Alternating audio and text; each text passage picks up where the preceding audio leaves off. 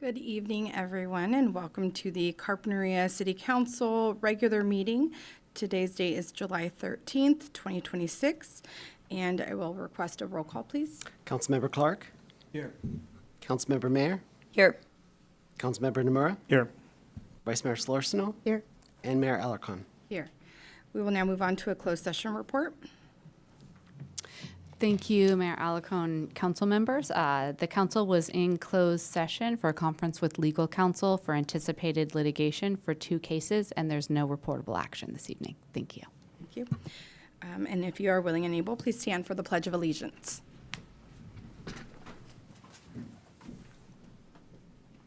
I pledge allegiance to the flag of the United States of America and to the republic for which it stands, one nation, under God, indivisible, with liberty and justice for all.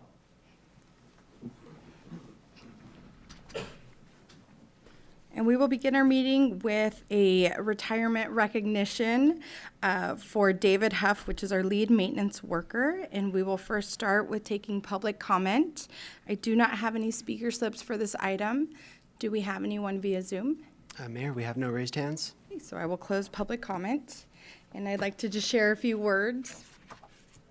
So in honor of your retirement and in recognition of over 21 years of dedicated and exemplary public service to the city of Carpinteria, as lead maintenance worker, your leadership and commitment have been instrumental in maintaining and improving our streets, fleet, parks, and public facilities. Your hard work and unwavering dedication have left a lasting impact on our community and your team. We commend your professionalism, integrity, and service to the residents of Carpinteria. And on behalf of the City Council, staff, and community, we extend our sincere appreciation and best wishes for a happy and fulfilling retirement. With that, we'd like to call David Huff to the podium.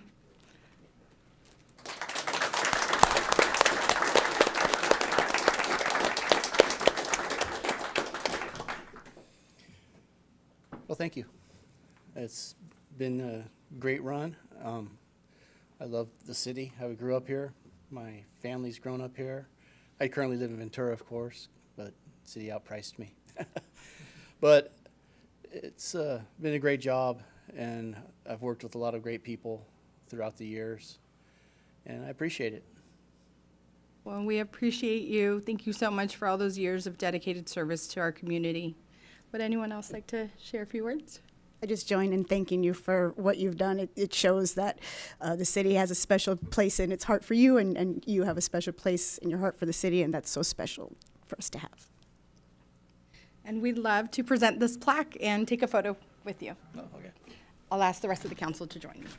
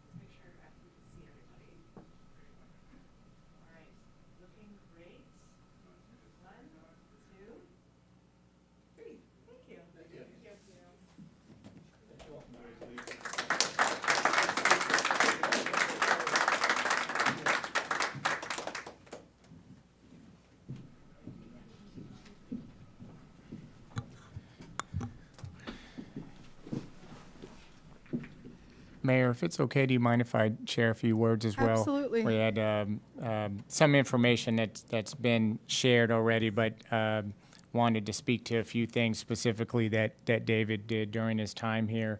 So it's a privilege to recognize David Huff. He retired here on June 12th, as you mentioned, after several years of dedicated service here.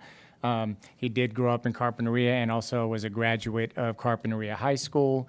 And throughout his career, he served both the city and then then the Carpinteria Valley Water District before returning back to the city where he spent the remainder of his career serving the community where he was raised.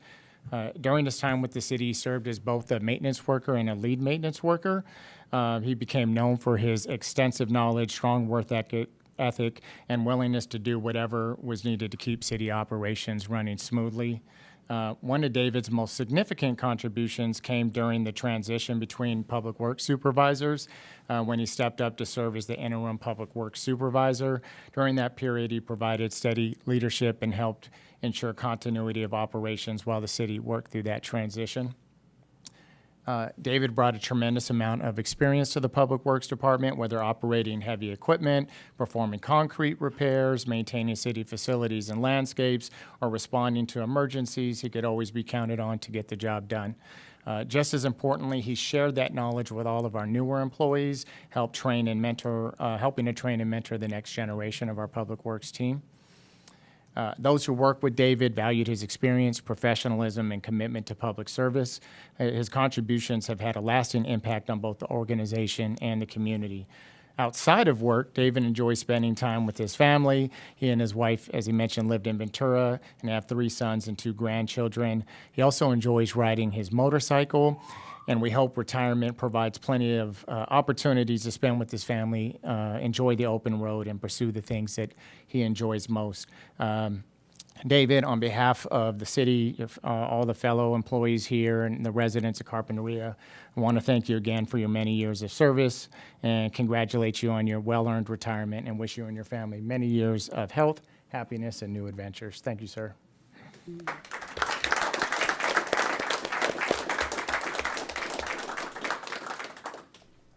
We will now move on to a proclamation designating July 2026 as Park and Recreation Month in the city of Carpinteria. I will open up public comment for this item. I do not have any speaker slips.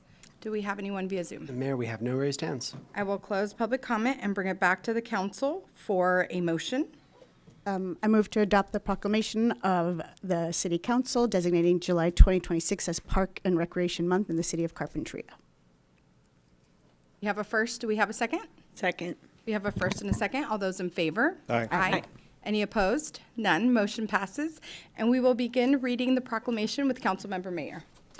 Whereas Parks and Recreation is an integral part of communities throughout the country, including the city of Carpinteria, and promotes health and wellness by improving both physical and mental well-being, and Whereas spending time in nature positively impacts mental health by increasing cognitive performance and overall well-being, while helping to alleviate conditions such as depression, attention deficit disorders, and Alzheimer's disease, and Whereas community parks encourage physical activity by providing space for sports, hiking trails, swimming pools, and other amenities that support active lifestyles, and Whereas recreational programming and educational activities such as out-of-school programs, youth sports, and environmental education are critical to the healthy development of children and youth, and Whereas the Parks and Recreation Services contribute to economic vitality by increasing property values, expanding the local tax base, supporting tourism, aiding business retention, and reducing crime, and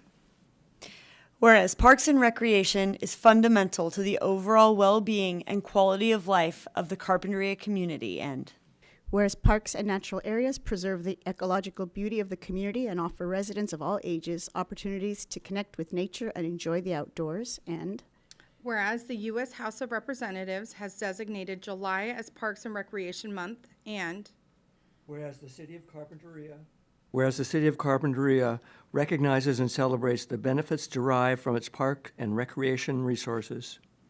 now therefore the City Council of the City of Carpinteria hereby proclaims July 2026 as Parks and Recreation Month in the City of Carpinteria. I will now ask for a representative of the city to share a few words. Good evening, Mayor, Vice Mayor, and Council. Thank you so much for this proclamation recognizing July as Parks and Recreation Month. On behalf of our entire Parks, Recreation, and Community Services Department, we truly appreciate your continued support and the recognition of the work that we do. While this proclamation highlights the importance of parks and recreation, I'd like to take a moment to recognize the incredible people behind these services. I have the absolute privilege of working alongside an amazing team that show up every day committed to serving this community. Whether it's maintaining our parks and our beaches, teaching swim lessons, protecting our coastline, welcoming families at the library, supporting our older adults through Age Well, coordinating recreation programs and events, or handling all the behind-the-scenes work that keeps everything running, each member of our team plays an important role in making Carpinteria such a special place to live, work, and play. Parks and recreation are about so much more than facilities and programs. They're about creating places where families can make memories, children learn and grow, neighbors connect, and everyone has the opportunity to be active, healthy, and engaged in their community. I want to thank you, the City Council, for your continued investment in our department and for truly recognizing the value these services bring to our residents. Your support allows our team to continue enhancing the quality of life for everyone in Carpinteria. And finally, to my team, who's here behind me, thank you all so much for your passion and your hard work and your dedication. This proclamation is a reflection of everything that you all do throughout the year, and I just could not be more proud to work alongside them. So thank you. Thank you.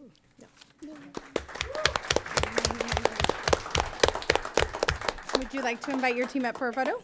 Great. All right.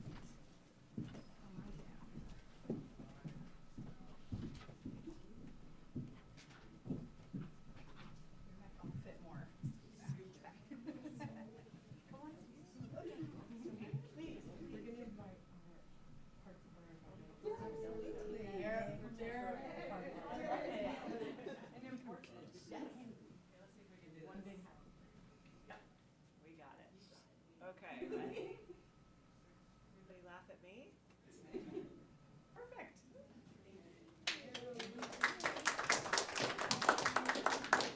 Thank you.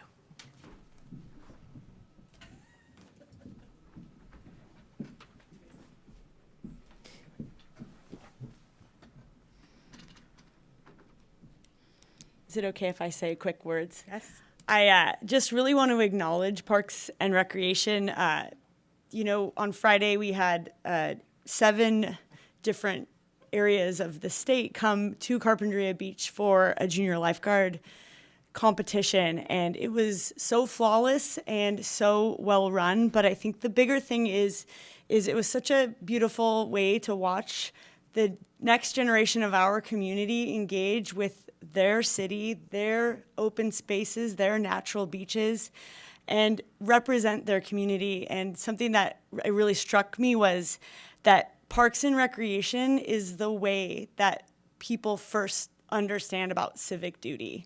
When they go to the library and Eric helps them find something and they feel seen, or when Lexi teaches a kid how to swim, or they walk in the bluffs and they realize that this land is theirs for forever. And I think it really gives people a sense of community, but also a sense of community service and obligation. And so what you do is such an important role in our city. So thank you. And I just want to do a quick shout out to the director of Parks and Rec, Jeanette Gant. I mean, you've now been with the city for a couple of years, and I think that it's safe to say you've really stepped up the game of Parks and Rec for the city, and you have an incredible staff that adores you, which again reflects very, very well on you. So thank you for all that you do. Yes. Oh, no. What I'd like to say is, Jeanette, thank you for doing an outstanding job. You've done a great job in creating a team behind you. That's leadership in itself, and we wouldn't have the success had it not been for you building this team and giving them ownership. So congratulations. Well, thank you. And we will now move on to item number 4, which is our sheriff's recap. Welcome, Chief.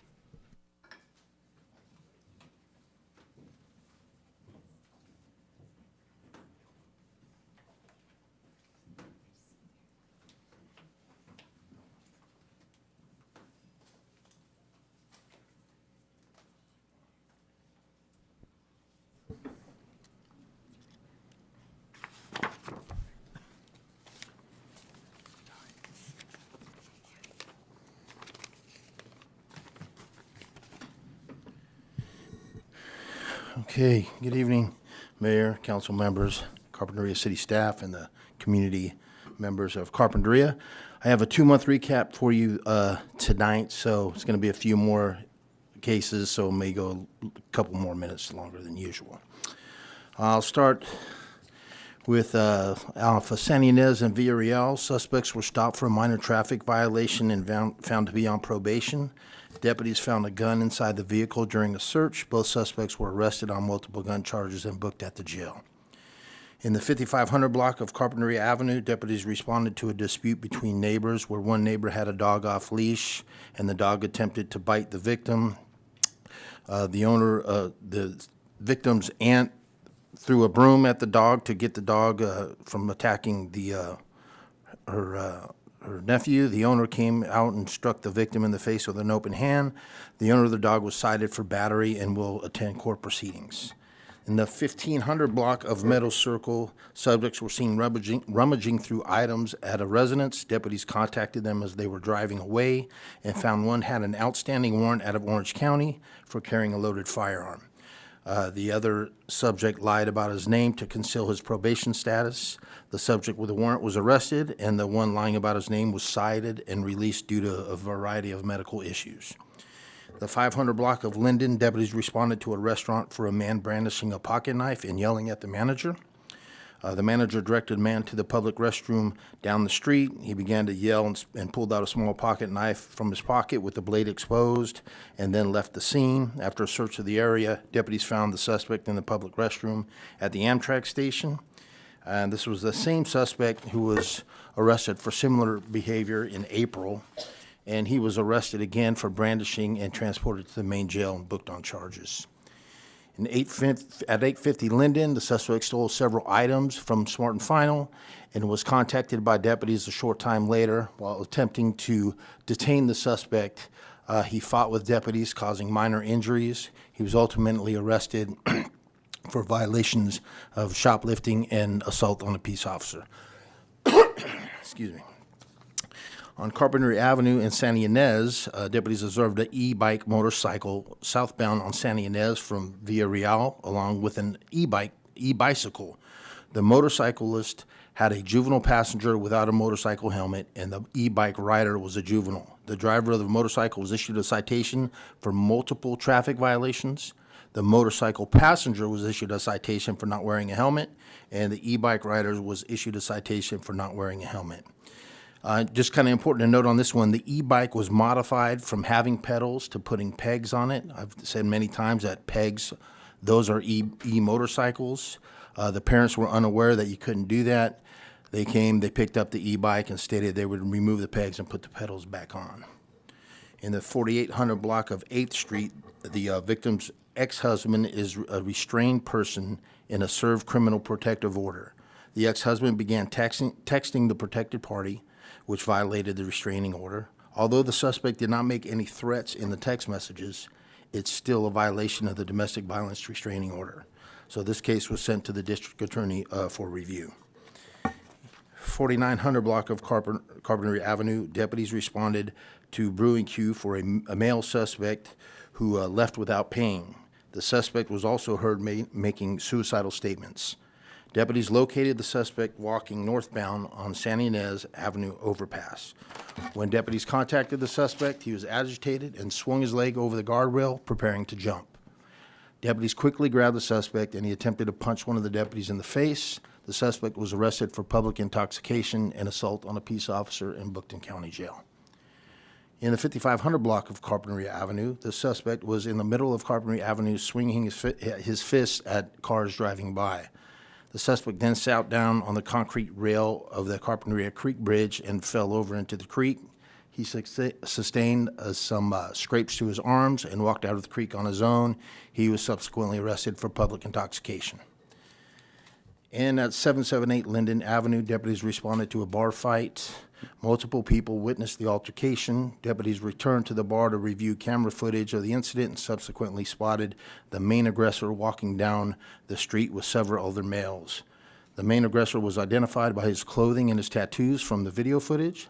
After his arrest, his brother was nearby and determined to be identified as another suspect in the crime. He was also arrested. Both were arrested on felony battery charges and transported and booked to the main jail without further incident. And there's still one suspect who has not yet been located. And for community outreach, you have Deputy Cole and myself presented at Carpinteria State Beach to the lifeguard camp regarding e-bike safety and bicycle safety. Deputies handed out free Slurpee coupons to minors for good behavior, such as wearing their helmet and obeying traffic laws on their bicycles. And Deputy Sanabria and myself participated in the 4th of July parade, where we drove one of our vehicles through the parade. And the chief's message, again, remember, call 911 for all emergencies, and non-emergency number for non-emergencies, 805-683-2724. In the past 2 months, we've had 4 DUIs, 4 e-bike or scooter traffic accidents. A reminder for everybody, the e-bike citations and vehicle code violation citations for bicyclists and e-bikes will be underway very shortly, as you saw in one of my entries.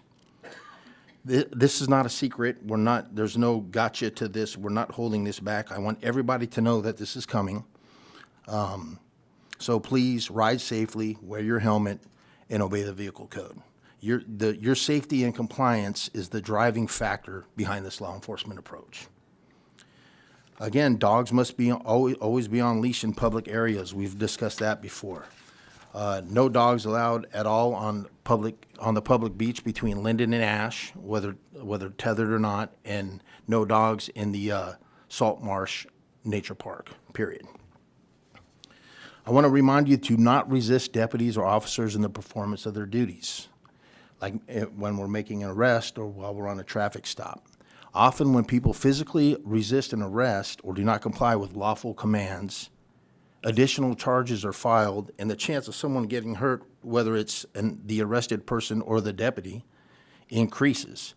The time to fight the arrest or the citation is in court and not out in the field. Domestic violence restraining orders, I touched on one of those in one of my entries. If you are a restrained party, it is illegal for you to contact the protected party. If the protected party contacts you and you respond or come see the restrained party, the restricted party will be found at fault and arrested. So if you are the person that is restrained and you have a no contact order with somebody else, and that somebody else calls you, text messages you, invites you over, and you comply with that, you're going to be at fault no matter what that other person did, because you are restrained. That person is not restrained. Not a good idea for that person to do that, but just know that if you respond to that text message or if you go to that house, you'll be violating that restraining order that's from the judge, and you will be arrested. And then the last thing I have for you is a visual demonstration of, we talked earlier about the mailbox, the drive-through mailbox, how they're stealing our mail. So they grab something like this, they stick it in the slot, and it goes like this.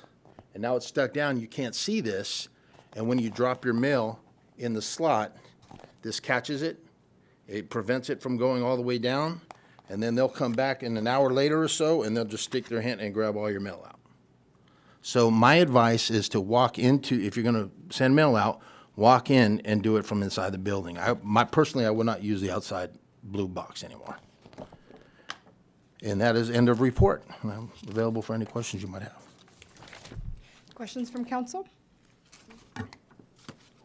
No, looks like no questions. I do have a question just because it was recent, the 4th of July, any updates or activities? And then I know we had the fair, which I spoke with you a little bit. Right. It'd be nice to hear for the public's perspective. Yeah, so the 4th of July, I wasn't here, but I had a team of deputies working the fire suppression detail. We did have 3 fireworks citations and confiscated amount of fireworks, the kind that most of them go up in the air and blow up. So I heard it was very busy, and 3 citations is not bad considering what we've had before. And it takes a lot because there's a lot going on, and with limited resources, I'd say we did pretty good. But we did have 3 citations. And then the fair this weekend, the St. Joe Festival, went very well, no issues, a good turnout. I know Father Martini was very pleased with the turnout as well. So we had a very good turnout. It was good to see a lot of people out there having a great time.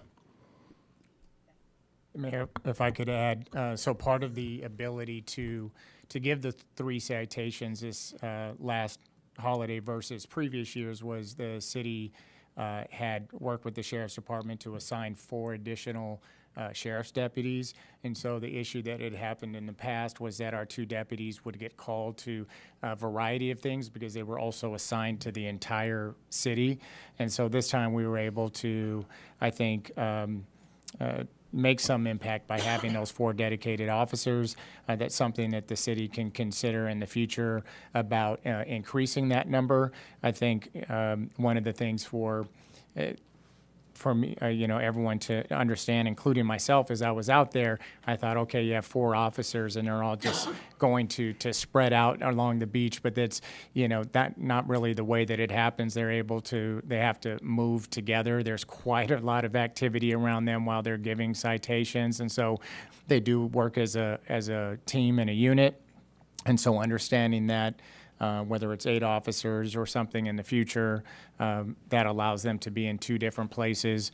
I also saw the increase in fireworks, and anecdotally heard some of that was due to it being on a Saturday and it being the 250th.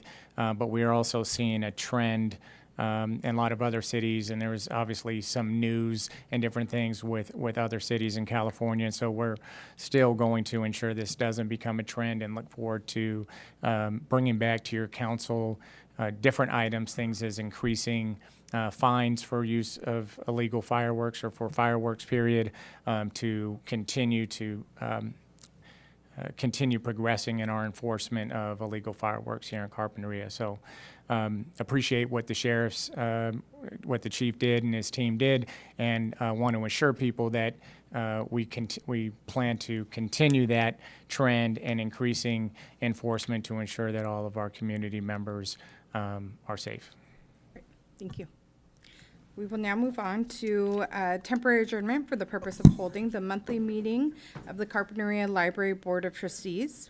Mayor, I'm sorry, before we get there, public comment for yes. Sheriff's report? I will open up public comment. Do we have some speaker slips coming for this item, Brian? Yes, okay. Thank you. Rogelio Delgado, welcome.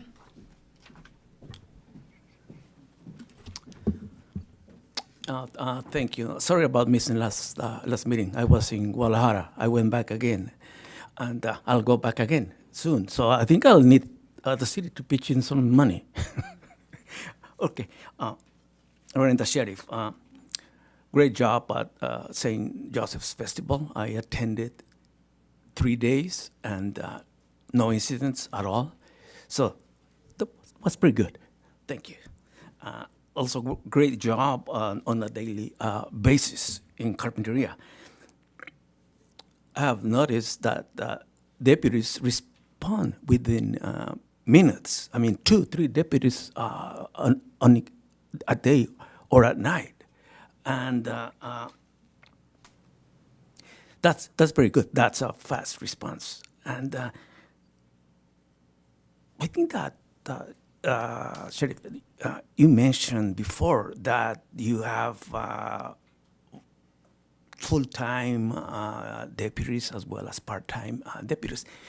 Question I have is, how many?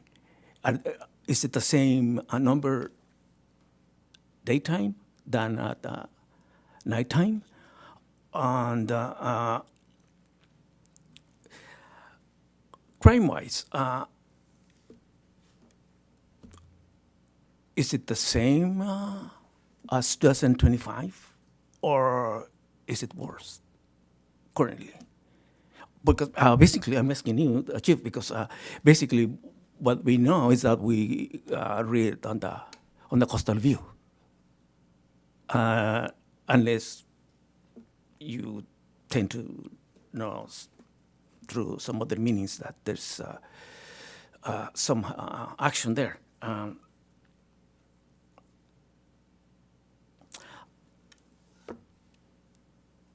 Will it impact the sheriff's response, let's say, with one less deputy,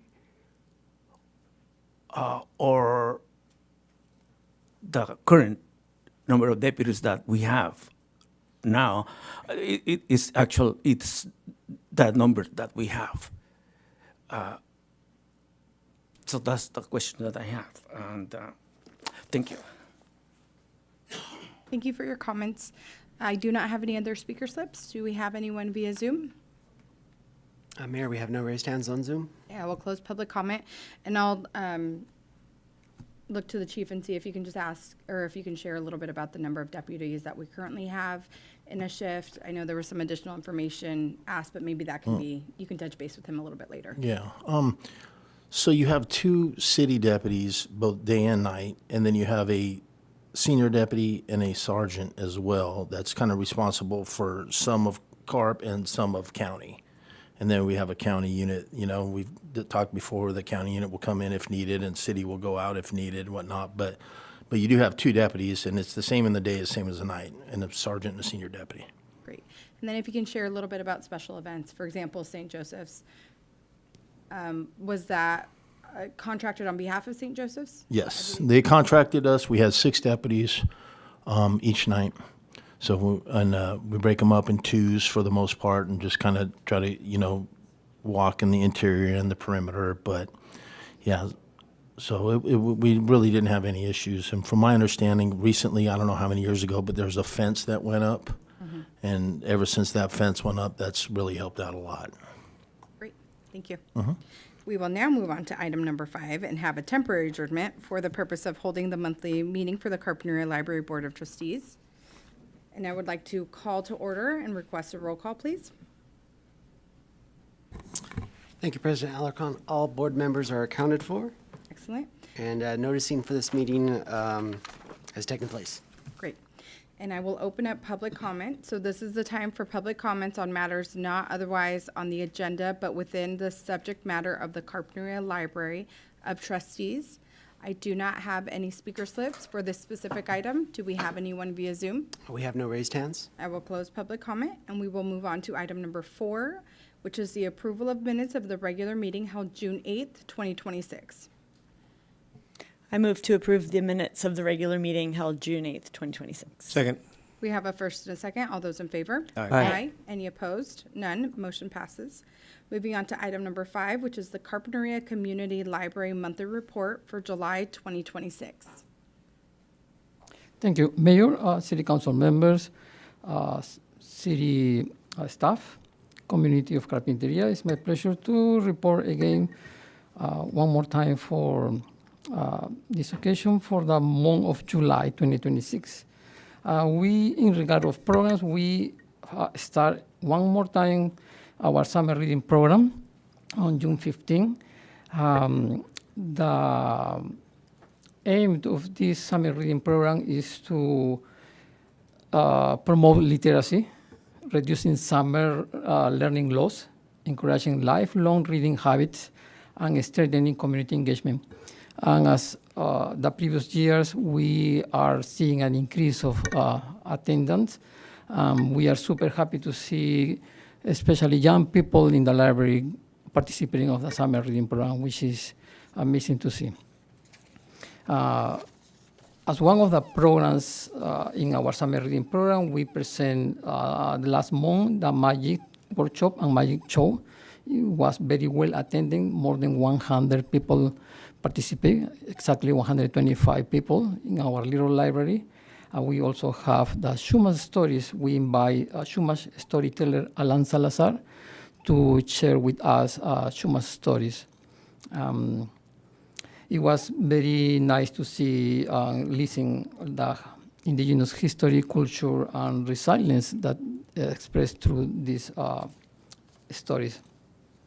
Also, we have, of course, our ongoing library programs, like still our English conversation group, our preschool story time, our Carpinteria writers groups, our songwriters workshop, our Babies Are the Best program, our Carpinteria knitters group, our dementia caregiver support group, our Carpinteria bird watchers group, our Dungeons and Dragons playtime, our Friday fun sessions, and additional information about the continuous and ongoing programs are available through our website.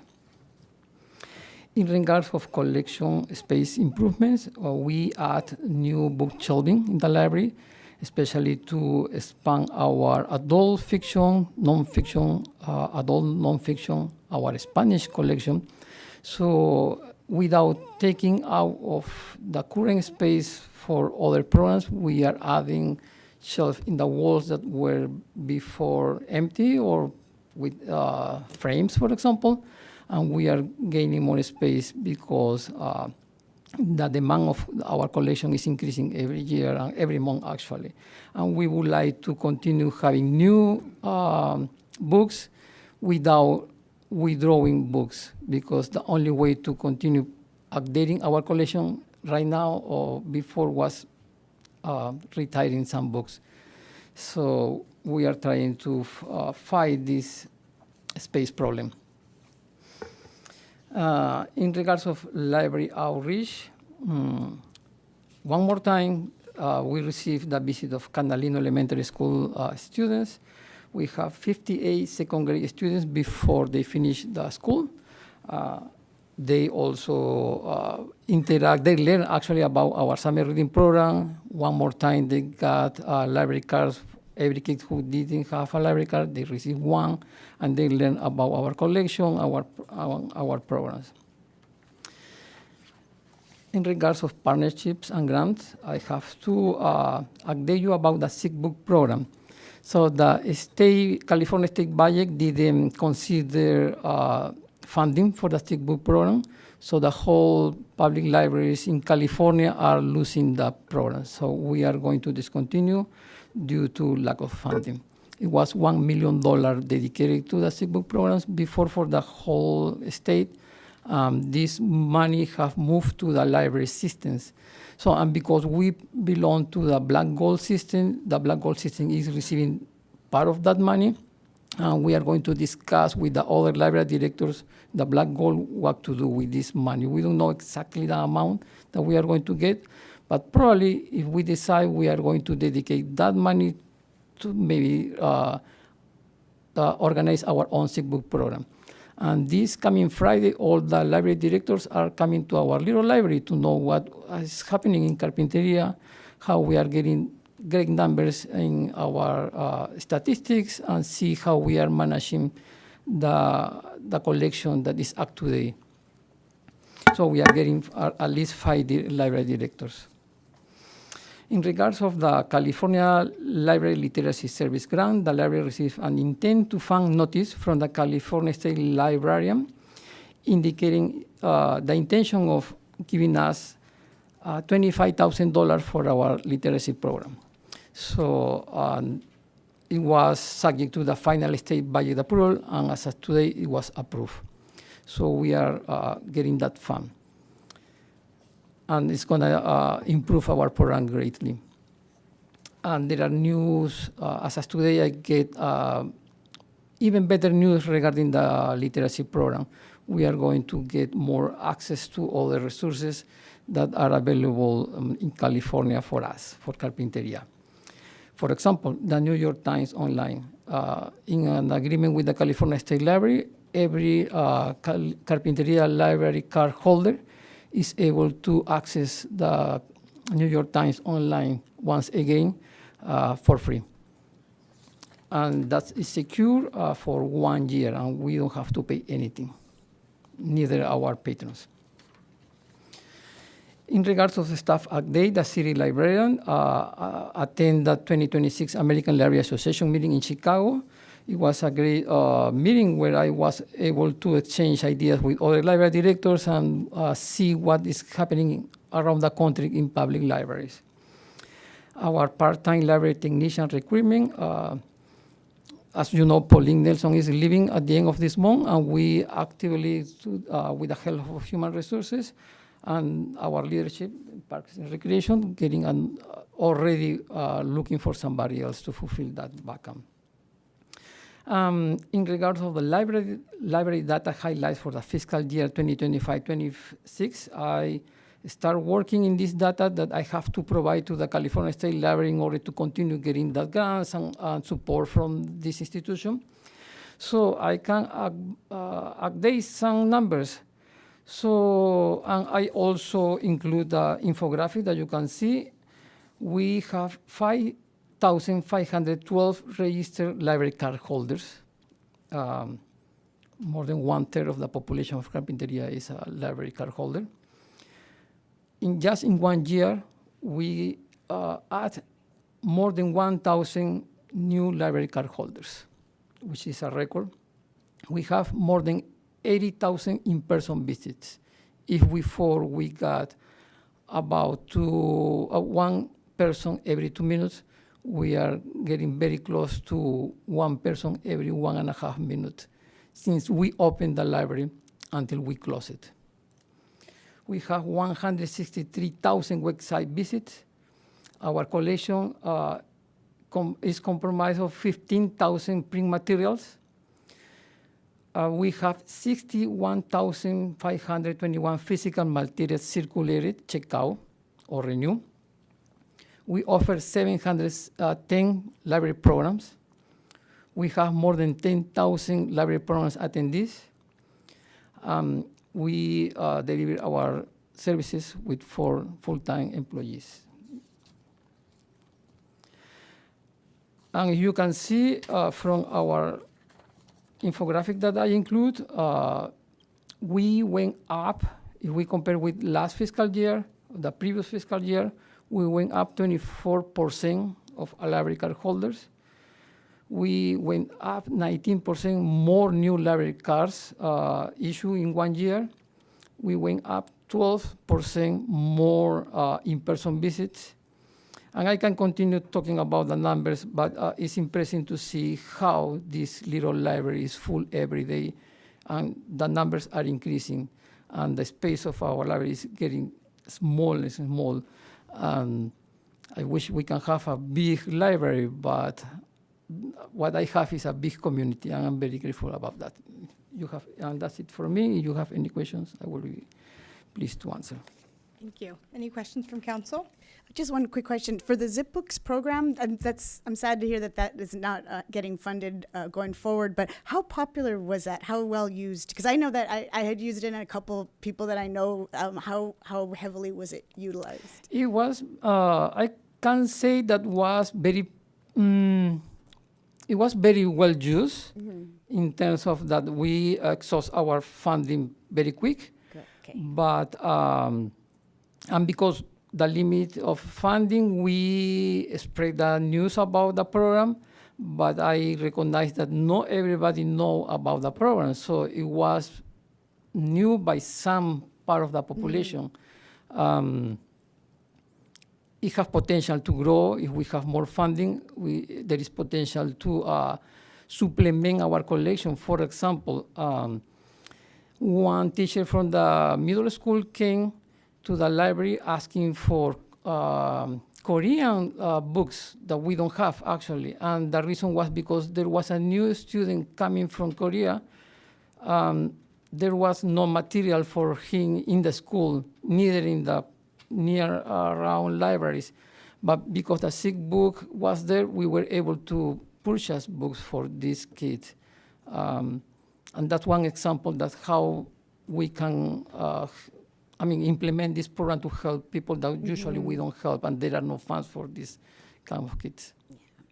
Thank you, and thank you for that example of how it was used here. Appreciate that. Sure. Any other questions? Okay, no questions. I will open up public comment. I do not have any speaker slips for this item. Do we have anyone via Zoom? We have no Zoom comment. I will close public comment and bring it back to the council for a motion to receive and file. I'll move to receive and file the Carpinteria Community Library Report. Second. We have a first and a second. All those in favor? Aye. Any opposed? None. Motion passes. Moving on to the next item on this agenda, which is new business and discussion. Do we have any suggestions from council? Okay, no suggestions. And we will move on to item number 7, which is the adjournment of this special meeting at 6:20.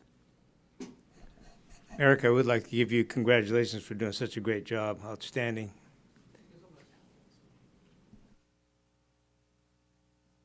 And we will now move on to the next item on our agenda, which is item number 6,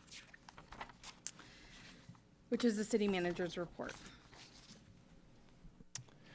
Yes, thank you, Mayor, Council, and community members. Going to just touch on a couple highlights from the city manager's report. As always, I encourage people to read the entire report. I don't cover every single item, and there's also some helpful links in here, and I'll be joined by a couple of our team to help me with some of these items. So starting with city employee updates, we have our building official position that is still open to be considered for first review, apply by Sunday, August 2nd.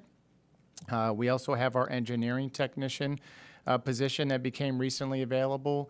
We had one of our staff members leave, but thankfully they're still in the community and got a great job at our neighboring sanitary district, and so it's always great to keep the talent local.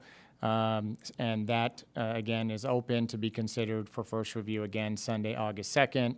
And then also our management analyst 1-2, this will be in our general government department, helps a lot with risk management. And so to be considered for that also apply by Sunday, August 2nd.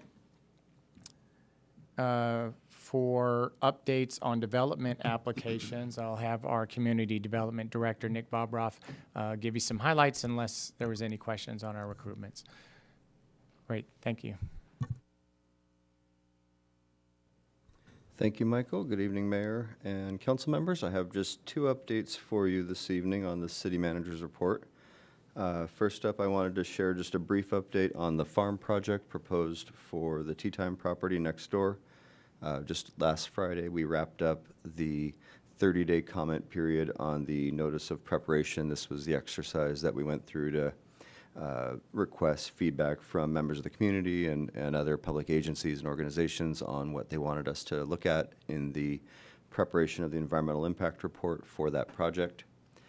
We ended up receiving just over 160 individual comment letters on the scope of the EIR. Most of those came from members of the community, and about a dozen came from public agencies, and about a dozen came from community groups. And so we're reading through all those now and cataloging the comments, and those will be used to help inform what we address in the EIR. During that 30-day period, we also held a public scoping meeting back on June 30th, and between folks here in person and folks attending on Zoom, we ended up with about 75 people in attendance and heard from, I think, 35 speakers there. And so again, we recorded those comments, and we're incorporating those into the feedback received, and we'll look at those in the preparation of the EIR. And so that's really the next step on that project, as we start to dig into preparing the environmental document itself. And once that document has been prepared and reviewed by staff, then we would prepare it for its own public review and an additional public comment opportunity. And that would be potentially later this year, depending on how things go. And as always, we're posting all the project information on the city website. The easiest way to get there is to scroll down to the bottom of the homepage under Hot Topics and click on the tile for the farm project. And then also, if folks haven't already signed up for our interested parties list, but they're interested in doing so, they can email thefarmproject@carpinteriaca.gov, and we will add them to the interested parties list so they receive notification of upcoming public meetings and so forth. I also wanted to just give a brief update on the Chevron oil processing decommissioning project. So you'll recall that over the month of June, we had a large barge sitting offshore with a big boom that was cutting up and pulling up sections of pipeline from the offshore waters. So that first phase of offshore pipeline work is now completed. As part of that phase, they were able to remove the entire offshore portion of the former marketing and marine terminal pipeline bundle, which was closest to the pier on the north or west side of the pier. And they also removed the offshore portion of the former Hazel and Hilda pipeline bundle, which was farther over towards Tar Pits Park. The next phase will be to come back probably this fall and tackle the nearshore portions. So this would involve the beach cut and then the removal of the pipelines across the sandy beach and in the nearshore waters. And then probably sometime next year, Chevron will be ready to tackle the remaining Gale Grace pipeline bundle, which is on the south side of the pier closest to the seal hauled out area. And that pipeline bundle would be removed again from the beach all the way out to the state water limit 3 miles out. So that's a much bigger project. There's some additional approvals and permits to get in place for that one with some of the other resource agencies involved, and so that one's going to take a little bit longer. And that concludes my city manager's report items, unless you have any questions for me.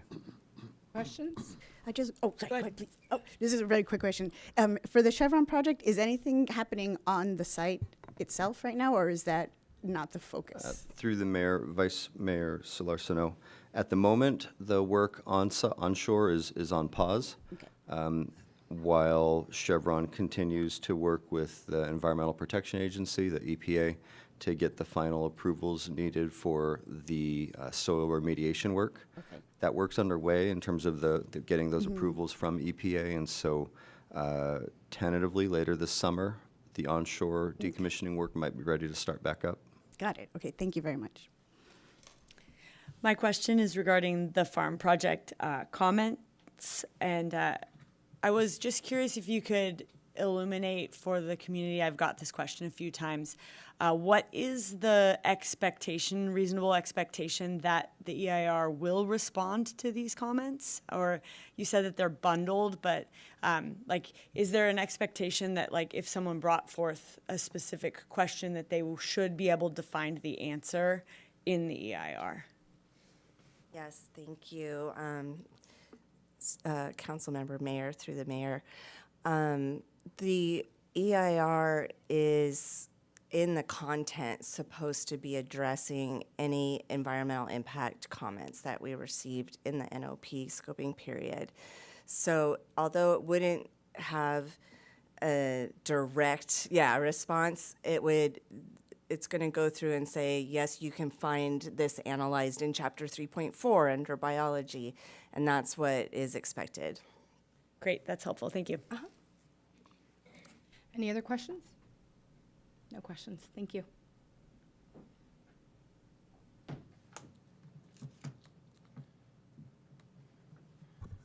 And then, Mayor, I just have one other item for myself before turning it over for our last speaker. So we had a congressional visit to City Hall on July 2nd. Congressman Salud Carbajal and members of his staff visited City Hall, met with myself, Vice Mayor Solorzano, and our emergency manager, Julissa Briones, because of the overlap with FEMA and the reimbursements on the emergency management side. And, just wanted to say how much we appreciate the congressman and his team for engaging and partnering with us on local priorities. With that, I'd like to bring up from our environmental sustainability team, Tatiana Suriel, to talk about our household goods and hazardous waste day and our Summer Creek cleanup. Hi, good evening, Mayor, Vice Mayor, council members. Tatiana Suriel, Environmental Program Specialist. Today I'm going to share a brief overview of the city's recent environmental efforts through 2 community events. So first, on Saturday, June 13th, the Public Works Department hosted the city's annual Household Goods and Hazardous Waste Day in partnership with E.J. Harrison & Sons and Clean Harbors. The event served 335 households through 446 vehicle drop-offs, which accounts for people doing multiple drop-offs, and collected 22.66 tons of household goods and hazardous waste for safe and proper disposal. Of those roughly 22 tons of waste, 34% of participating vehicles brought only hazardous waste, roughly 39% brought only household goods, and 26% disposed of both hazardous and household goods. Participation came from residents representing more than 100 streets throughout Carpinteria, with Carpinteria Avenue, Villarreal, and El Caro Lane showing the highest participation. These outcomes highlight strong community engagement and the continued need for appropriate, convenient disposal opportunities. Many residents expressed sincere appreciation for the city, the event, and public works staff laboriously running the event.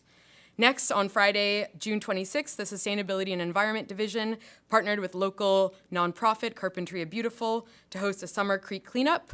Carpinteria Beautiful volunteers removed approximately 8 bags of trash and an estimated 200 pounds of litter, including some of our very own city-branded traffic cones, from Santa Monica Creek, Franklin Creek, and Carpinteria Creek, helping protect local waterways, wildlife, and ultimately our coastline.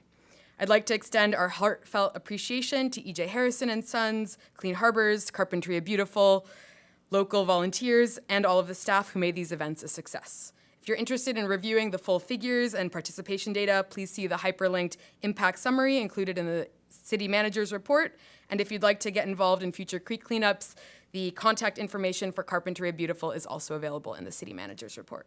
Thank you for your time. Thank you. Any questions? No questions. And Mayor, that concludes my report. Great. I will open up public comment for this item. I do not have any speaker slips. Do we have anyone via Zoom? Mayor, we have no Zoom comment. Okay, I will close public comment. I'm sorry. I spoke too fast. We do have one raised hand, David Allen. David, go ahead, or it could be Susan Allen. Good evening. On July 4th, the city posted a very beautiful picture of our seal fountain surrounded by American flags. Sadly, the fountain does not look like that. It's in a terrible state, and I want to urge council to find some way to bring it back to that original glory. It is the center of town, and just as a note, the cement portion, the tile portion, the cement was in the city plan, but the seal portion was fundraised by the community, individuals, children, businesses, and it was a gift to you. And I'm hoping you will bring it back to its original glory. Thank you. Thank you for your comments. And Mayor, that concludes Zoom comment. I will now officially close public comment. And just a quick question regarding the seal fountain for staff. That would be included, it would be seen as a capital improvement project, is that correct? I've brought up this question before in the past in terms of why isn't it not working and could we repair it? And at one point in history it was, it had succulents in it, but I'm curious to know, as of right now, if we want to make improvements to that fountain, we should include it in our CIP list. Yeah, Mayor, thank you for that question. So it was actually, it was first thought of as potentially including in our landscape maintenance assessment district. So I think it would fall under maintenance. Ultimately, we didn't end up including it in that. But I think it was an indication that it would come under maintenance for the city. So because it's an ongoing cost. And so yeah, it would be just a matter of prioritizing that and getting those funds into the budget. Yes. Yeah, quick comment on that one. The seal fountain, from what I understood last time, the reason why the water quit working is because of a fracture that was located and the water was actually coming out of the basin itself. So it's going to take a substantial amount of repair. From what I understand, there is a group that has expressed an interest in actually revamping that, bringing it back to help the city out with that one as part of a donation to the community, which that, basically the whole plaza was actually a donated item from a number of people. Just as a heads up. Yeah, Mayor, if that's the case, it would be both. It would be both a repair, and depending on the amount of a repair, whether it rises to the level of a CIP project or not, can't say for exactly sure, depending on the repair, and then also maintenance. Thank you. We will now move on to public comment on matters not on the agenda. We have one speaker slip for Susan Mayhew. Welcome.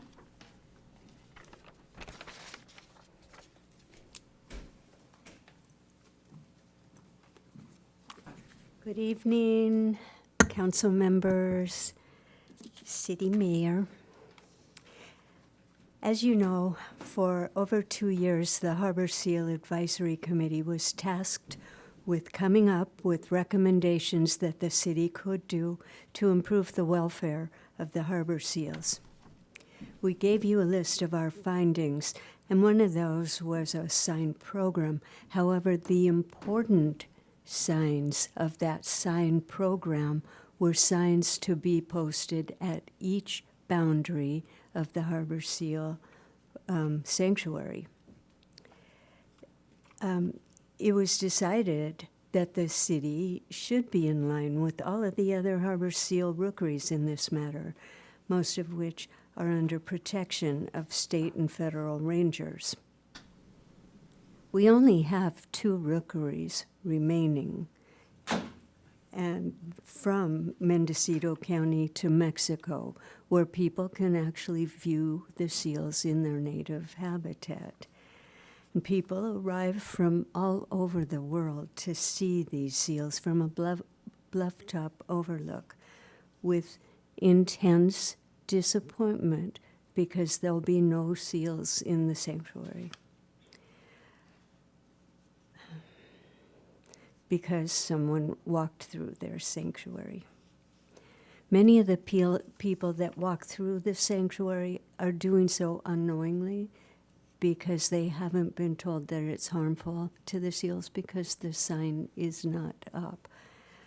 I understand that an elaborate system of signage was ordered by, I believe, a firm in Texas or something, and it's not ready yet and it hasn't arrived. But that's no excuse to let the seals suffer day after day when people who love seals would never knowingly harm them come walking through and flushing them into the ocean when they haven't even replenished their oxygen or energy or were not ready to dive. So I just want you to remember that these seals are a tremendous draw of tourism to our city and bring in significant revenue from people from all over the world.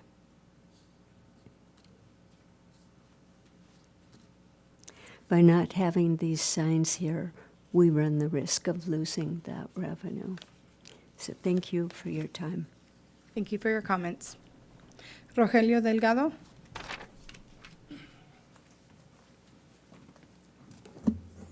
Thank you. I'll make two comments.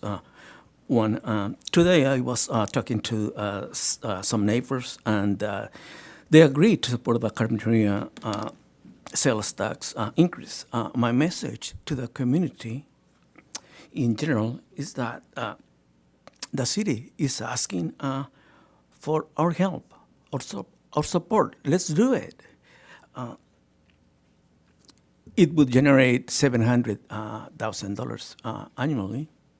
It may sound a lot, but it's not. Groceries, medications are excluded. Once again, groceries, medications are exempt. That's good to point out because in general, people might think, well, it will affect my trips to convenience store, Albertsons, or my trips to the pharmacy. No, it's not. They're exempt. Sonora passed this sales tax increase last year. Los Angeles is looking for it on November as well. Carpinteria is looking for the same thing, sales increase to benefit everyone. And inflation is also affecting the city. Let's help. Help the city. Point number two. I noticed that on the city manager's public comment, there was a discrepancy on this timing clock and that one in front. Well, this is what happened last month at the school board meeting. Jay Hoshner was speaking, and he talked to Monica Thomas.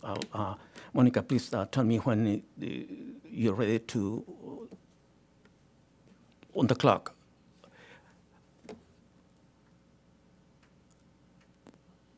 The clock started before, 6 seconds before, and that I don't know if Monica Thomas has the same timer as that one, but on Monica Thomas time clock, he was deprived of 6 seconds. I noticed that, and I pointed that out to Jamie Diamond, and she blamed the city.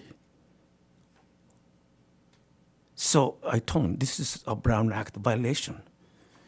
When entitled to 3 minutes, I know that with you, it's not the problem. We're allowed to over the 3-minute mark, but not on the board meeting. Over there, they, believe me, he was ordered to sit down and threatened to by force. So again, Jamie Dimon said that the city is to blame. So at the next board meeting, I'm going to present the evidence. I have it, and I have it. So that because I noticed it, so it's my job to present the evidence to the board meeting. Thank you. Thank you for your comments. I do not have any other speaker slips. Do we have anyone via Zoom? We do, Mayor. We have one speaker, Andy Patrick. Andy, go ahead.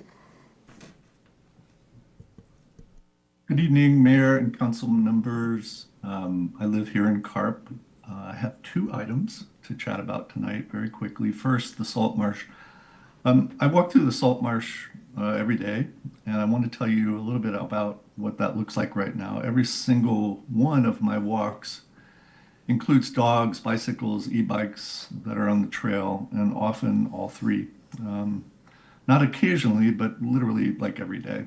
So as you all know, the city's own rules prohibit dogs and bikes and e-bikes, etc. This is one of the last intact salt wetlands in Southern California. It's a nesting ground for migratory birds and home to endangered species.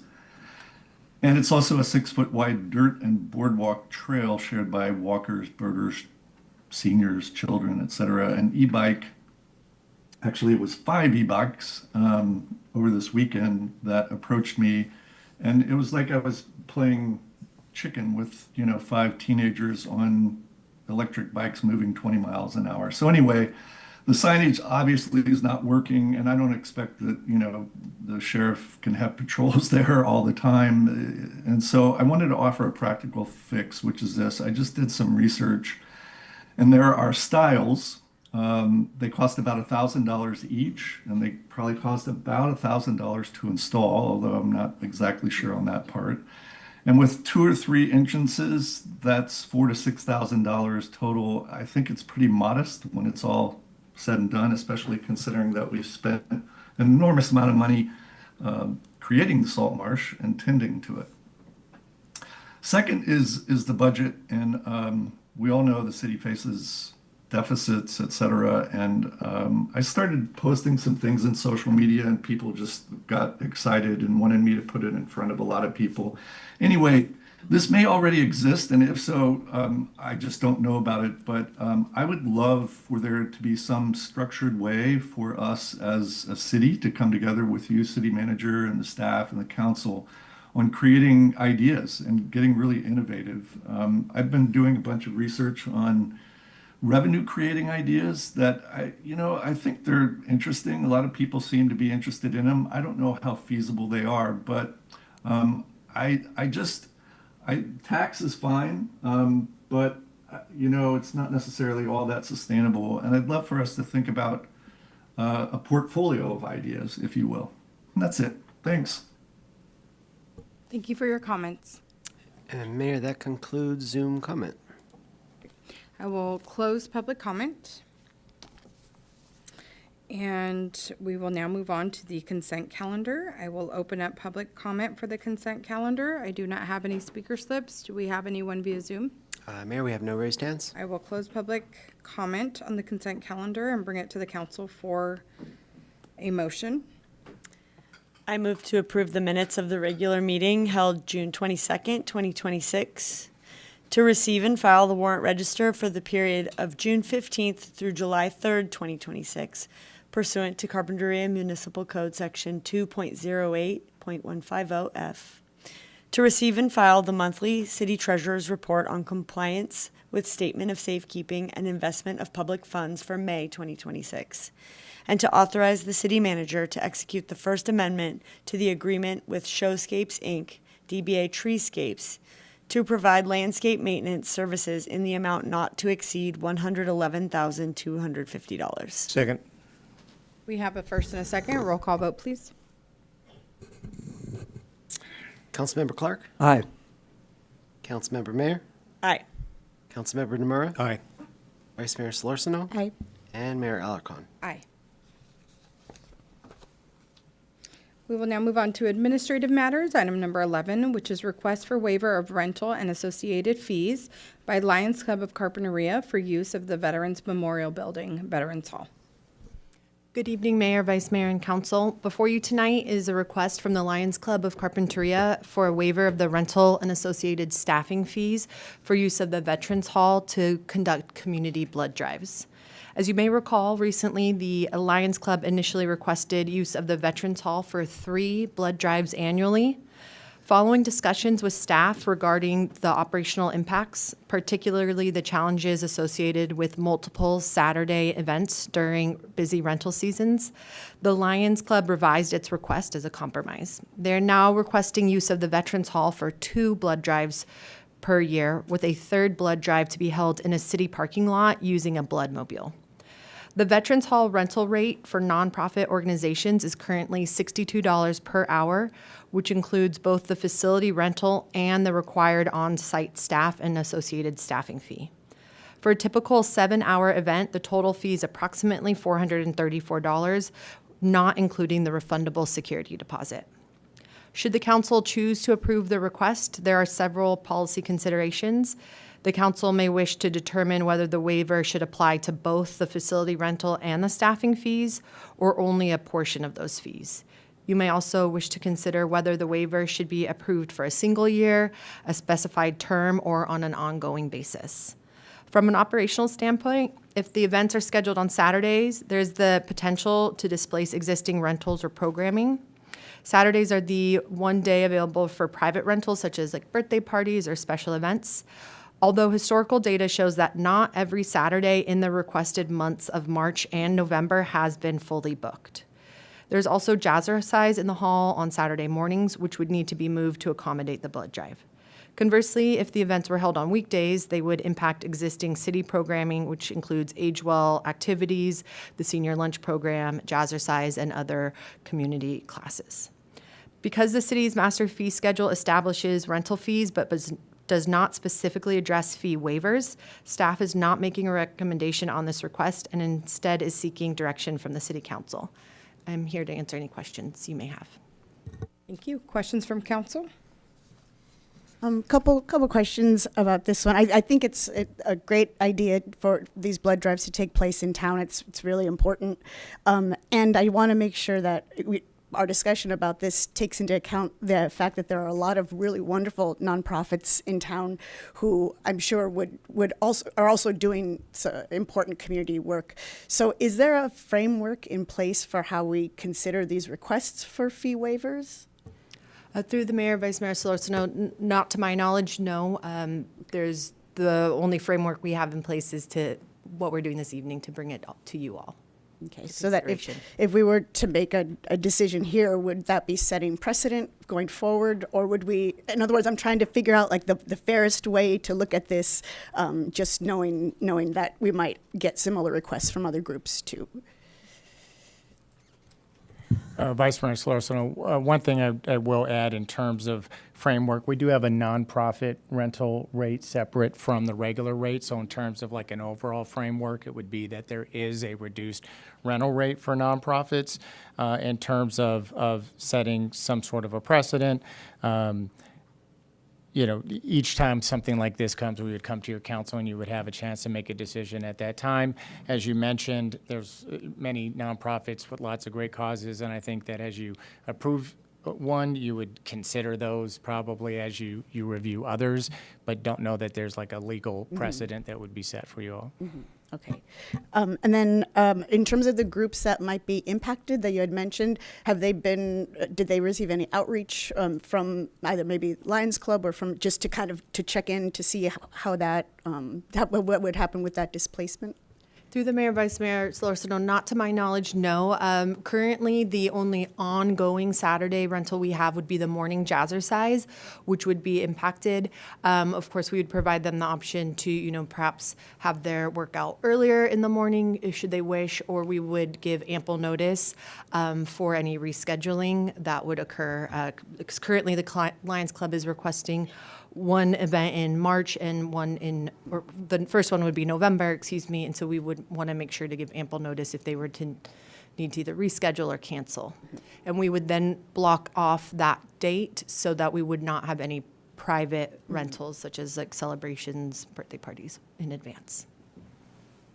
And if I could just add to that, in terms of the way I see sometimes these things are thought of too is, if it was a fundraiser for the organization is one thing. If it's something that serves the entire community is another way to look at it. And so in terms of these requests, I've seen those sort of approaches used in the past when being considered.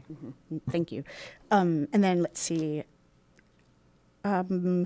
It sounds like they're also going to consider using the city parking lot for the third one. And so were they open to having maybe all three of them be in a less impacted space? Through the Mayor, Vice Mayor Solorzano, in my discussions, they were still very interested in utilizing the hall for the other two. They cited a few reasons. If I apologize, I don't have them written down. I believe the location, they were hoping there would be, people walking by. The size of the hall would be able to accommodate more people at once than the Bloodmobile. But they were open to doing one in a parking lot. And in the past, the city has hosted the Bloodmobile here in the City Hall parking lot, and then also in the parking lot near Seaside Park, the Friends of the Library Bookstore parking lot. So I believe we've done that twice in my time here, if I recall. Thank you. Those are my questions. Any other questions? Yes. Quick comment on this one. The Lions Club, one of the reasons they approached us is because of the fact that not only the nonprofit, but they actually have zero profit coming in from this. They're doing this as a community service for us. And so that's why I made the suggestion that we take a look at this one. A little bit different from some of the other nonprofit organizations is the fact that the other nonprofits are, they're charities and they're trying to assist financially with some of the other groups. This one here has no income specific to that one. But the benefits, there's between 200 and 400 people, from what I understand, receiving blood from these events. So that's why I'm thinking it's important for us to at least consider this as a potential partnering with the community, specifically those that are the nonprofits. They used to use the Masons Hall, I believe. It was with the Masons. They've lost that portion of it, and that's why they came to approach the city to see if, in fact, the city would be interested in this one. My personal opinion is that because there's no money gained by the organization themselves, that it would be good, given the time that we have, to at least consider this as a possibility. And I think this fits kind of outside of some of the other policies we're looking at, with the nonprofits having reduced fees. Any other comments? I just have a question. How often are nonprofits receiving this reduced fee? I mean, how often are nonprofits using the Vets Hall? Through the Mayor, Councilmember Mayor, there are two churches that rent our Veterans Hall frequently, Wednesday evening, Thursday evening, and all day on Sunday. Then my recollection serves, all other rentals are either for-profit, such as Jazzercise, or private rentals, like birthday parties, celebrations, or age-well programming. So on an ongoing basis, it's just the two churches at this point. We have had, one-off reservations from nonprofits, but not on a consistent basis, maybe a couple a year at most. Thank you. Any other questions? questions or I comments? don't have any questions. I have comments, but I'll wait to see what the public says. I have just some thoughts. I think that it would be a great partnership to partner with the Lions Club on this endeavor. I appreciate their accommodation kind of in the parking lot. And I know you mentioned it briefly, but having the 1 year and then kind of reevaluating.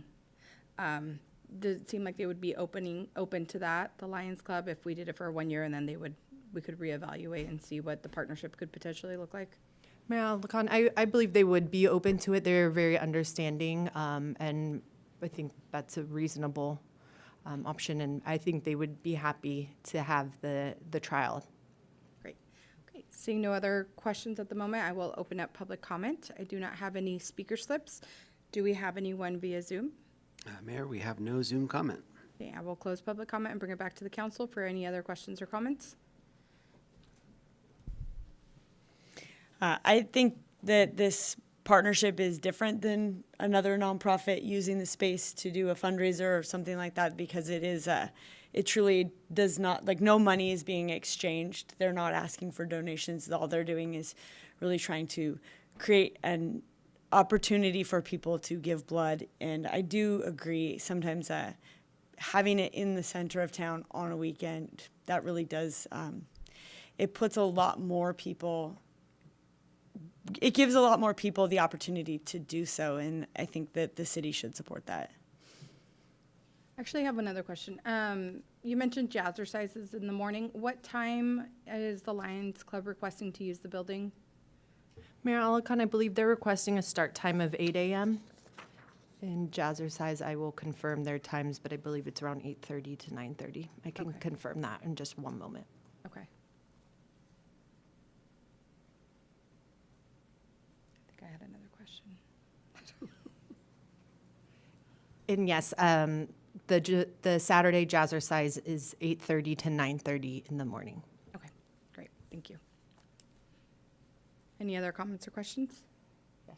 Yeah, I'm happy that somebody is doing this service, a very important thing for the community, and I'm very happy that we can participate and help out whoever we can. Yes, so that actually jogged my memory. I'm sorry. Since this does feel more of a partnership, I'm hoping that the city logo could potentially be a part of their marketing for this event, because yeah, it's kind of where I'm landing. Mayor Alacon, I can definitely bring that up and request that as terms of this agreement, if you will. Okay. I'm sure, yeah, they'd be happy with that part of it. Actually, that would be something that would benefit them.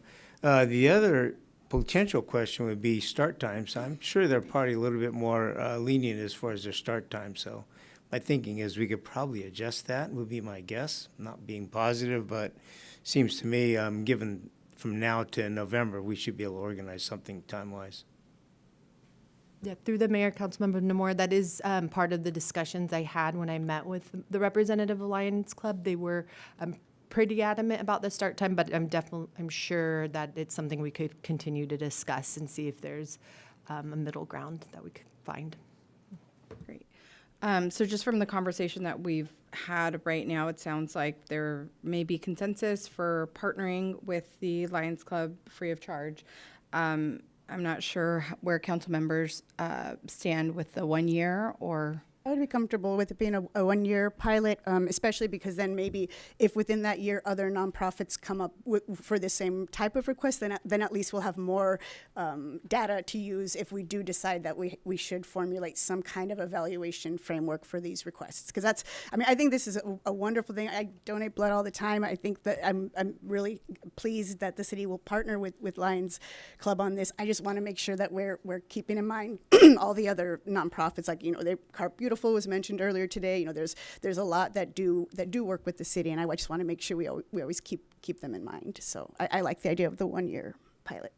is there a consensus with council members? Great. And then just lastly, it sounds as though we would be in favor to adjust those times so that Jazzercise wouldn't be affected. Yes, Is that I okay? think that's a great idea. Great. Okay. So would someone like to provide a motion? I can give it a shot. Or if you want to, go ahead. I move to approve the request for the waiver of rental and associated fees for the use of the Veterans Memorial Building Veterans Hall for 1 year for the Lions Club. I'll second Blood that with modification, and that would be also if you want to include the Bloodmobile. Oh, yeah. So that would be 3. Okay. 2 at the Veterans Hall and 1 with the parking 2 at the lot. Veterans Hall and 1 in a city parking lot with the Bloodmobile. I'll modify my second. Great, we have a first and a second. All those in favor? Aye. Aye. Any opposed? None. Motion passes. Thank you. Moving on to item number 12, which is consideration of resolution number 6486, approving an appointment to the Architectural Review Board. Good evening, Mayor and council members. There's currently 1 vacancy on the Architectural Review Board due to the retirement of longtime member Richard Johnson. The city received applications and supplemental questionnaires from 6 applicants. All applicants have been invited to attend tonight's meeting, and I believe some are in attendance tonight. Following the presentation, the mayor will open up comment from the applicants if they choose to speak, and then the mayor will open up public comment on this item. Since the number of applicants exceeds the number of open positions, each council member will rank their top 3 candidates using the ranking sheet that you each should have in front of you, with their first candidate ranked as 1, second candidate ranked as 2, and third ranked as 3. And the council members' rankings will be tabulated and presented on the screen and repeated if there's any ties until we get it narrowed down to the top 1. And that concludes my presentation. Great, thank you. Mayor, if I could also add, the ranking is purely for the way for the council to narrow down the candidates that you're discussing. However, if only one of you were to rank a certain candidate, you had information or you'd seen their work, there's nothing to preclude you from then mentioning that in part of your discussion and advocating for them. This is purely just to narrow down the council's conversations for consideration. Well, I had a question. Yes, perfect. So in terms of it's great that we have so many applications, and so since we're only picking 1, is this something where the remaining applicants, like their applications can be active until the next time we go over appointments? Yes, so we'll keep them on file for 6 months, which will be around the time when we do the biennial recruitment. Okay, that's great. I just want, because I appreciate so much that we got so much interest in this, and I want to make sure we encourage them, even though we can only pick 1 today. Do we have any other questions or comments from council members? Seeing none, I will open up the applicant comments, that portion of our meeting, and I will start with the first one. Leland Wamsley, if you are in the audience, you're welcome to come to the podium and share a little bit about yourself. Okay. Would they happen to be on Zoom, just in case? They are not, Mayor. Okay. Michael On, welcome.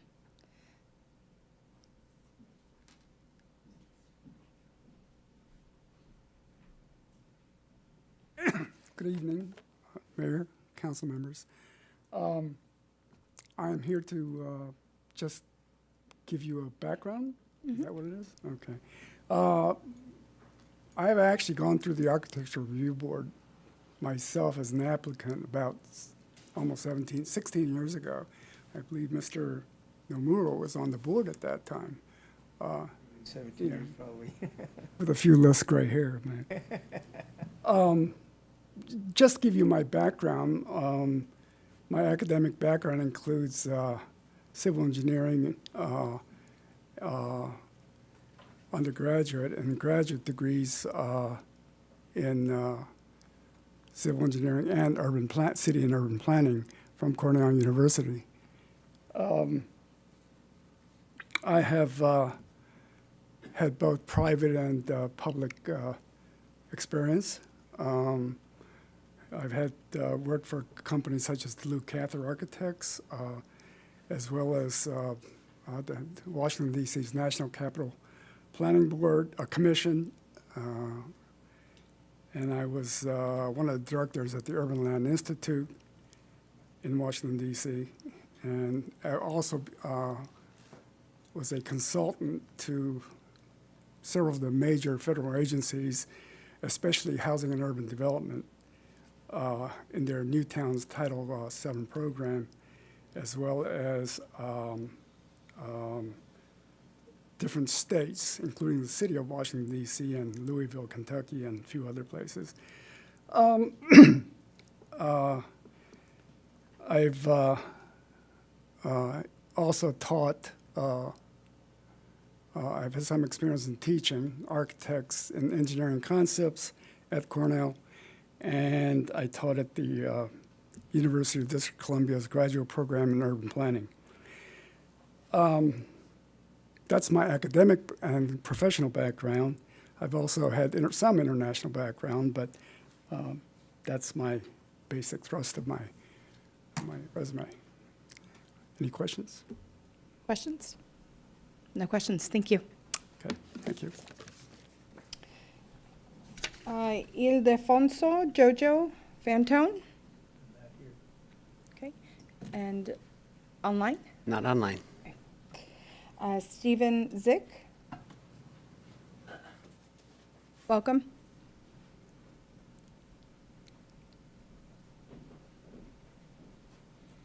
Good evening. Good evening. This is exciting for me, only because as of December of this year, I bought my home in Carpinteria, Santa Ynez, 40 years ago.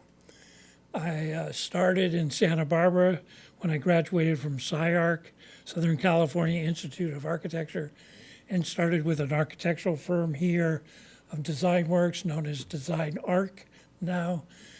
Worked summers sometimes for Barry Burkus, and then ended up working for Grant Peterson and Phillips. And then my career took off, and I left the architecture of Santa Barbara and worked overseas for a while. It was during that recession back in '89, where you didn't want to be an architect up here, maybe a waiter. And so it's just gone full circle for me. I'm a architect licensed in California, now retired. I'm a landscape architect licensed in the state of California, retired. I got my LEED AP BD plus C certification. I'm an environmentalist. I like everything in architecture. I didn't meet my goals in that I wanted to do high rises and museums, but I got basically everything else in. And what's interesting is this drawing right here was when Veneco, I don't know if they leased the land or owned the land back here of Chevron, wanted my firm that I was working for down in Santa Monica to come up with a conceptual master plan of what they could do with this property. And I did it. And they proposed it. I didn't propose it.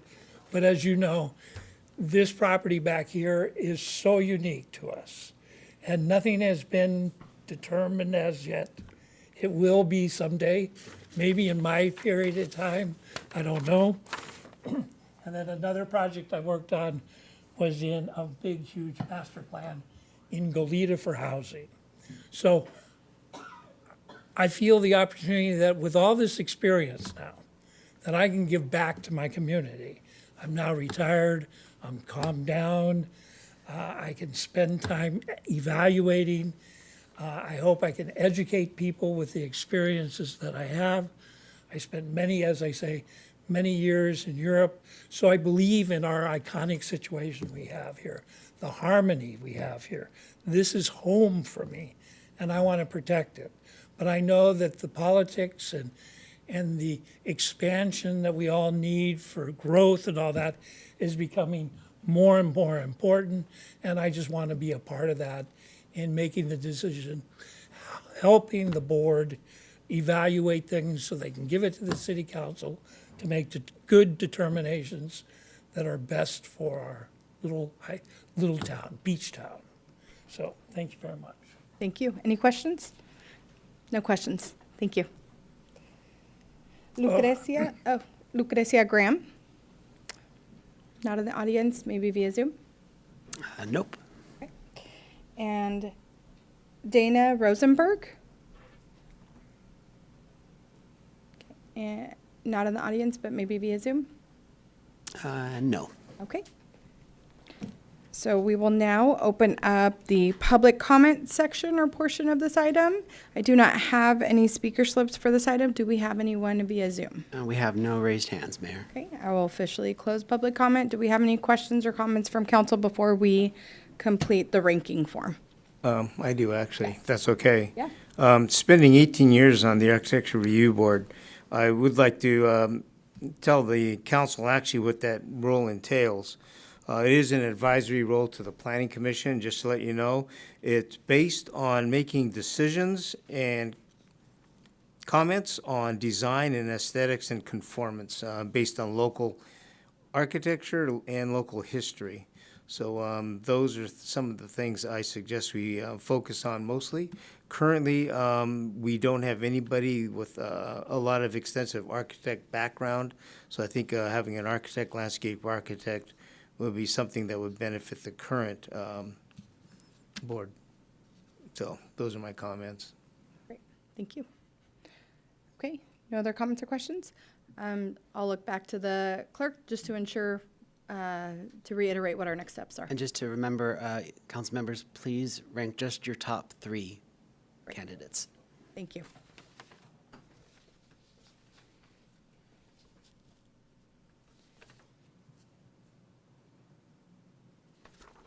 Okay, will you be collecting them? Excellent, thank you.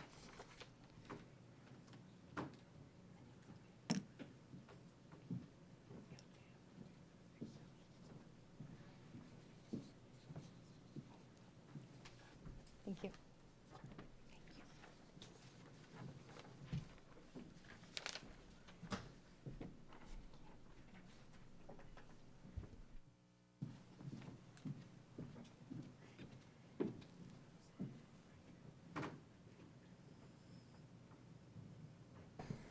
All right, Mayor, let me just input the rankings into the spreadsheet here and see who's receives the highest score.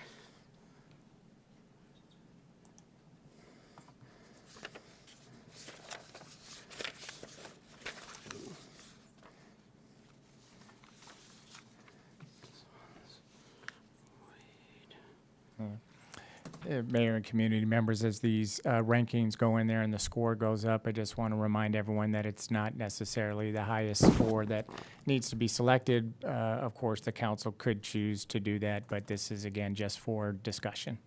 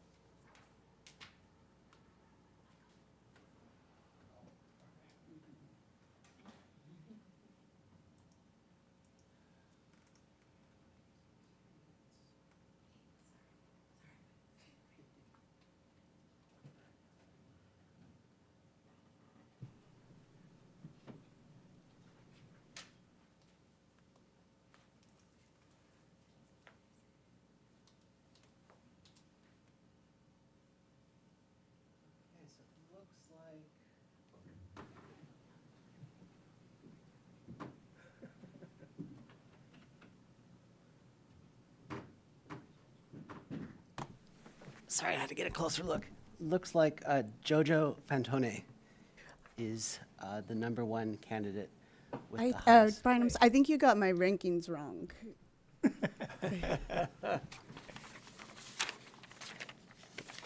Oh.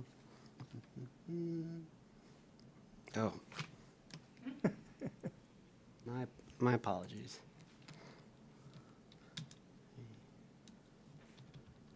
Let's.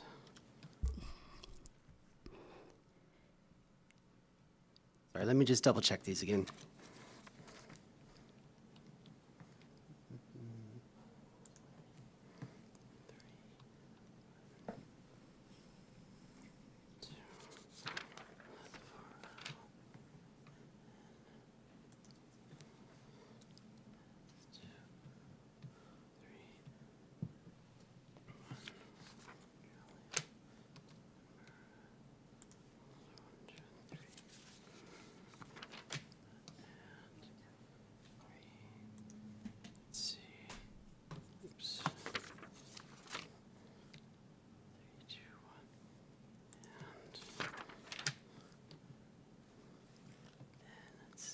One.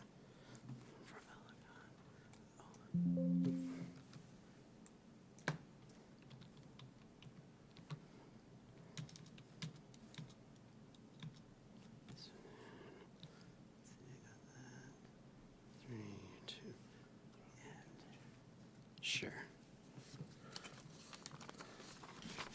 We'll have just one more pair of eyes review it.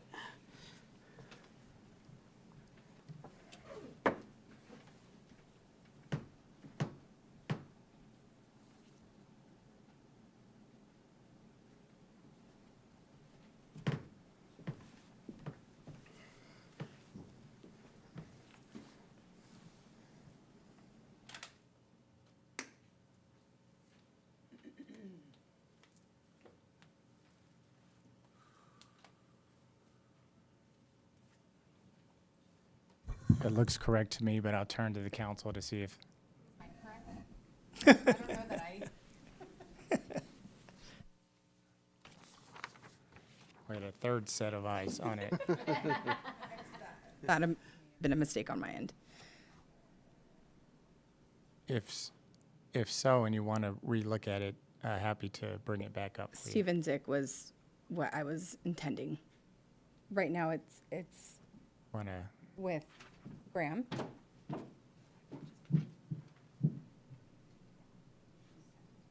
Yes, exactly. Thank you. Could you make that correction, Brian?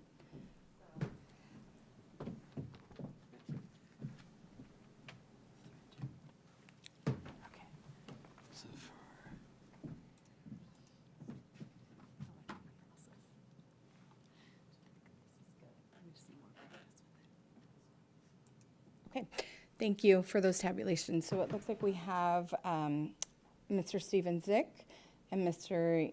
Ildefonso Jojo Fantone.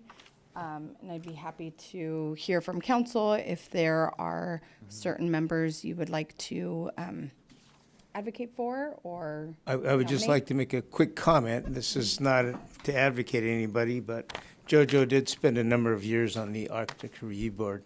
Also, Leland has also, so just as some background information on it.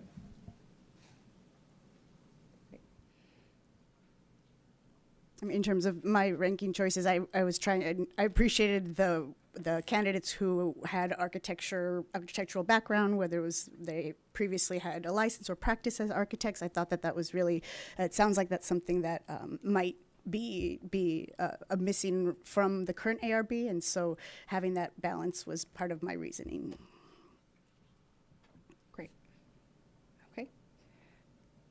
Yeah, I mean, I appreciate what all of the candidates brought to the table, actually, and they're this is an outstanding group of people, and for me, the priority was finding a licensed architect. That was important to me. Great. Okay. Thank you. You know, we're so lucky to get so many applications and really qualified people. It's just amazing, and that's good news and bad news. It's hard to pick. You know, I agree with the licensed architect part, but I also am looking at more rounded stuff. Like if we have architects that say, I only like pretty buildings. I don't care about neighborhood compatibility. And so I'm looking for more well-rounded stuff. I think, unfortunately, JoJo is more well-rounded and experienced with City of Carpinteria. I personally would agree with that. Jojo, when he was in term, did an excellent job. He's very level-headed, is not quick to make decisions. He's got roots here, married to a longtime family also that's been in Carpinteria for generations. So based on that, he does have a lot of experience on the development specifically of Carpinteria City. Well, and a question for Brian. So for anyone who isn't selected, can you reiterate when their opportunity to come back up will be? Thank you for the question. Yes, so starting likely in December of this year, Yeah. I'll begin the recruitment process for the biennial appointment process for the council's advisory groups. Great. And so the people who currently have submitted applications for this item, their applications are already there, right? So they don't have to reapply. Is that correct? That's correct. Okay, I just want to make sure that they know how much we appreciate so much and that this is not their only shot to be on A or B. And given the two comments that we heard from Councilmember Clark and Councilmember Nomura, would you like to put a motion on the table?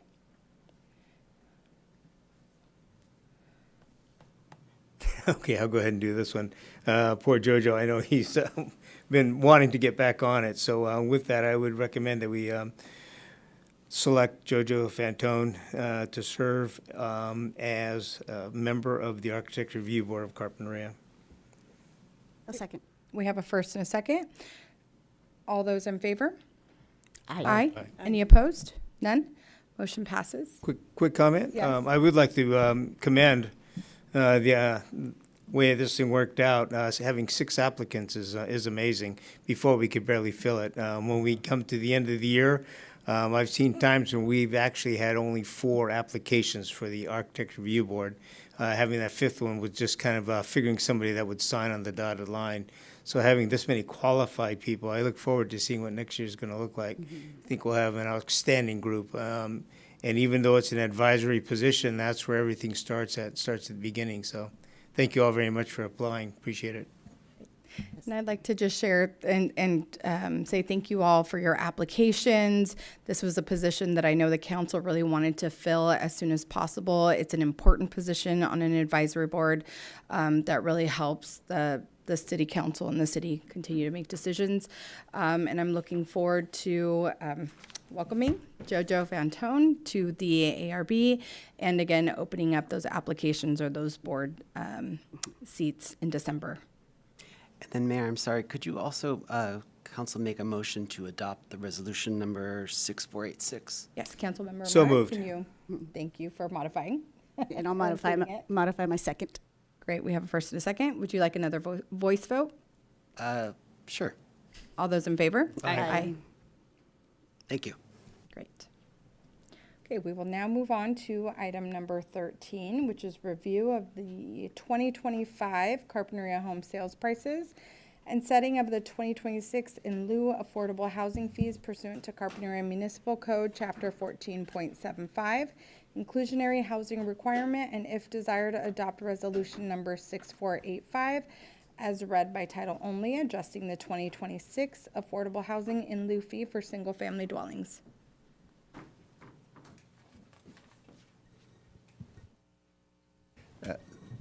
Thank you, Council. Senior Planner Cindy Souter is going to walk you through this one.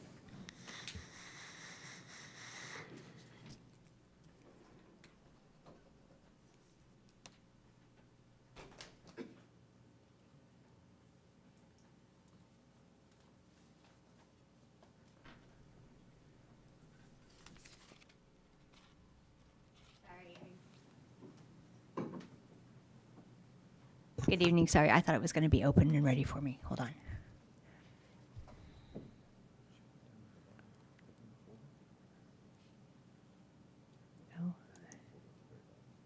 Oh, here? Oh, okay. I wasn't looking in the right spot.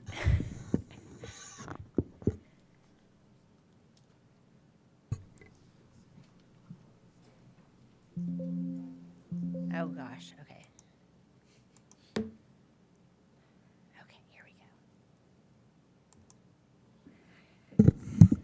right, good evening, Madam Mayor, members of the City Council. Sorry about that little delay. Tonight, I'm here to present the 2026 in lieu housing fee report. The in lieu housing fee is part of our inclusionary housing ordinance, and what the in lieu housing fee is, which has never been taken, never accepted by your council, but it is an option for developers if the city council does not want the required number of affordable units constructed as part of a housing project, then there's an in lieu fee in our ordinance that they could pay in place of building the homes. But it's at the discretion of the council, and like I said, to date, the council has never chosen to have the money. They've always chosen to have the units. But we have to do this update every year for the fee, so here we are. And this year, actually, it was kind of interesting. So the in lieu fee calculation this year for a single-family dwelling is the 2025 median sale price for a home. And the median, that's the middle number of all the units sold, single-family dwellings sold. So that was 1.65 million, minus the maximum affordable price. The affordable price of a unit is based on the average median income, which is $119,600 this year, same as last year. And then the price is calculated on what someone making 21% of that AMI, with 30% of their income going towards housing cost is how that works. So that's how those numbers, where those numbers come from. So you subtract the affordable house and then the affordable price, and then the in lieu fee is the difference. So this year the calculations worked out for $1,042,100 for a single family dwelling. And then for condominiums, the math worked out to be $316,400. So quite a big range there in between the two. The current adopted fees, the last time you changed the fees was in 2023, and that was before interest rates went up. So the fees were higher back then. Now, this year, we have a difference. For 2024 and 2025, the fees, the calculations did not exceed the adopted 2023 fees. However, this year, the single-family dwelling fee did exceed the 2023 adopted fee, but the price for the condominium did not exceed the adopted 2023 fee. So staff's proposal is to adopt the 2026 fee for single-family dwellings, but leave the condominium fee at the $316,600, which it is now, $200 difference, but still, $200 is $200. But for the single-family dwelling, it went up by $68,600 this year, so that's a pretty significant increase. The reasons for the changes, like I mentioned earlier, the area median income has stayed the same, so that wasn't a factor. So the cost of the housing unit wasn't really a factor. The interest rates decreased a little bit from 6.85 to 6.47, but not a lot to really, be a huge impact. The affordable unit pricing did increase by about $20,000 due to those lower interest rates, but again, not a big number. The median sales price for single-family homes, though, this year really went up. Just the median price went up $125,000. But when you look at the sales data that's included in your documentation, in the beach neighborhood and in Concha Loma, they're going for 2+. There were 2 that went for $4 million in Concha Loma just last year. So the single-family housing market the prices are going up. So that correlates to raising the in lieu fee for that one as well. So the recommendation from staff tonight is to receive and file the report on the city's home sales prices for the 2025 calendar year and the 2026 affordable housing in lieu fees for condominiums and single-family dwellings, and adopt resolution number 6485 to adjust the 2026 affordable housing in lieu fee for single-family dwellings only. And that concludes my presentation if you have any questions. Questions from council? Okay, no questions. I have a question. So in the staff report, it does say that the program currently doesn't apply to rental apartments, and it could potentially be a part of the city's current housing element. Can you share a little bit more about what that could potentially look like, and if city staff intend to bring that to council at some point, and how that would affect this? Nick's going to take it. Okay. Thank you, Mayor Alarcon. Yes, so as part of our current housing element update, we did commit to taking a look at our inclusionary housing ordinance and seeing if there was reason to update that and change our strategies for how we apply it to new housing developments throughout the city. And so we will be tackling that in kind of our next wave of housing legislation updates. As you probably recall, right now, we're trying to wrap up the updates to the accessory dwelling unit ordinance and the density bonus ordinance, and then in kind of the next wave includes this inclusionary housing ordinance update. And so part of what we'll be looking at as part of that update to the inclusionary housing ordinance is the option of extending inclusionary requirements to rental projects. Right now, as you noted, it only applies to for sale projects. The other change that we could consider is what type of affordable units we want to target with the inclusionary program. So right now, it's targeted towards workforce housing, targeting specifically the above moderate income category. But there could be opportunities to change the focus to target lower income categories, whether it's moderate income, low income, so on and so forth, or even create kind of a tiered scale or a sliding scale where maybe, right, if a developer opts to build low-income units, then it's a lower percentage. If they opt to build moderate incomes, it's a slightly higher percentage of units that have to go. If they opt to build above moderate, it's yet even a higher percentage, something like that. So we're not deep into that yet, but we've been, kind of monitoring what some of the other jurisdictions are doing so that when we are ready to tackle that, we can bring that forward, probably starting with the city's Affordable Housing Committee and get some feedback on where that committee thinks we should go with our approach, and then help us craft an ordinance from there. Great, thank you. Yes. Yeah, Nick, quick question on that one. Do you have a time frame on when this second wave is going to happen? Through the mayor, Councilmember Namura, I don't at this point, only because our immediate focus is to get this first wave of housing legislation done, and I don't really want to spread our two-person long-range planning team any thinner than they're already spread until we've got some of these things off our plate. That I definitely understand. Would you say a year out, less than that, more than that? I think that's realistic.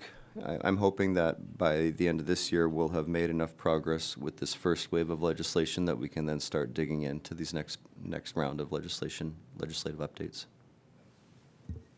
Thank you. Any other questions? Okay, no questions from council. I will open up public comment. I do not have any speaker slips. Do we have anyone via Zoom? Mayor, we have no Zoom speakers. I will close public comment and bring it back to the council for a motion.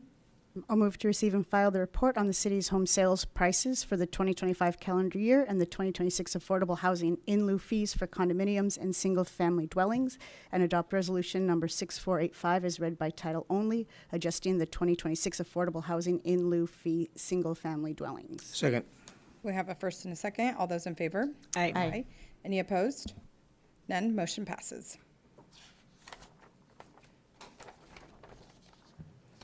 We will now move on to item number 14, which is the conceptual review of a contemplated adaptive reuse project to convert the existing office building located at 6185 Carpinteria Avenue into a mixed-use development containing 20 live-work units and 11 housing units. The conceptual project is proposed by Peter Lewis, potential purchaser of the property.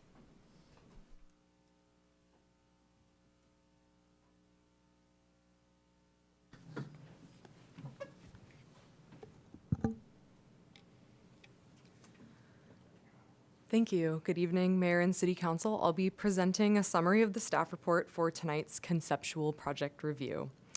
The city recommends that applicants request a conceptual review for proposed projects that are large in scope or have unique or particular policy concerns. This gives city decision makers the opportunity to provide initial feedback to the applicant before they move forward with a formal application. This item tonight is for the council to give feedback only. A formal project application has not been submitted and no decisions on the project will be made. The project proposes to use the two existing office buildings at 6185 Carpinteria Avenue for an adaptive reuse project. The project would change the interior of the buildings into 31 residential units, 20 of which would be live-work units. The units would range from studio to two-bedroom. Each live-work unit would have an adjacent work or office space accessible independently from the residential unit for visitors or clients. All 20 of the live-work units are proposed in the northern street-facing building.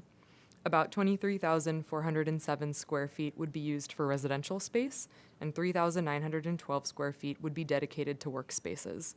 The project proposes to maintain all on-site parking, landscaping, and habitat area as is.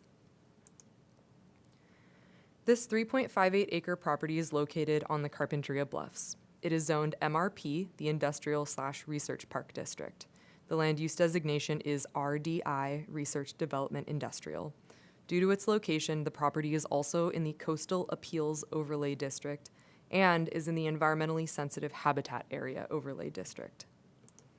The site is bordered to the west by the S&S Seeds Warehouse and adjacent vacant parcel, and by more business park developments to the east. The two office buildings involved in this project were built in the early 2000s. They are currently vacant, but were most recently occupied by Plan Member Financial. The site sits lower than Carpinteria Avenue and features a semi-subterranean parking podium with 2 stories above, so that the building appears only 2 stories from the street. These pictures give a bit of an idea of the building's architecture, which the project proposes to keep relatively the same except for some minor cosmetic changes like paint. This is the existing parking podium with a total of 102 spaces, and here is the location of the main lobby with elevator that provides access up into the building. Here is the conceptual layout for the second floor, broken up into residential and live-work units. There's a mix of studios, 1-bedrooms, and 2-bedrooms. Here are 2 examples of the live-work units with the attached workspace accessible from the main hallway. The blue portion would be residential, and the yellow portion would be the workspace. There's also a common conference space here in the center that could host larger meetings.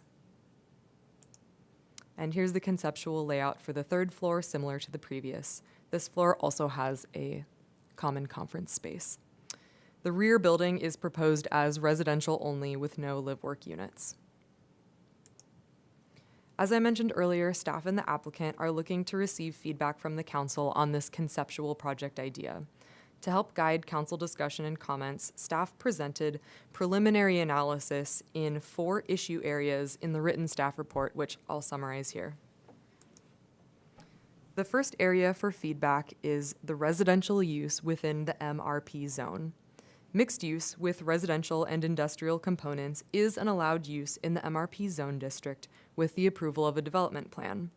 To date, only one project has used this provision, the Lagunitas mixed-use project in the MRP zone north of the freeway.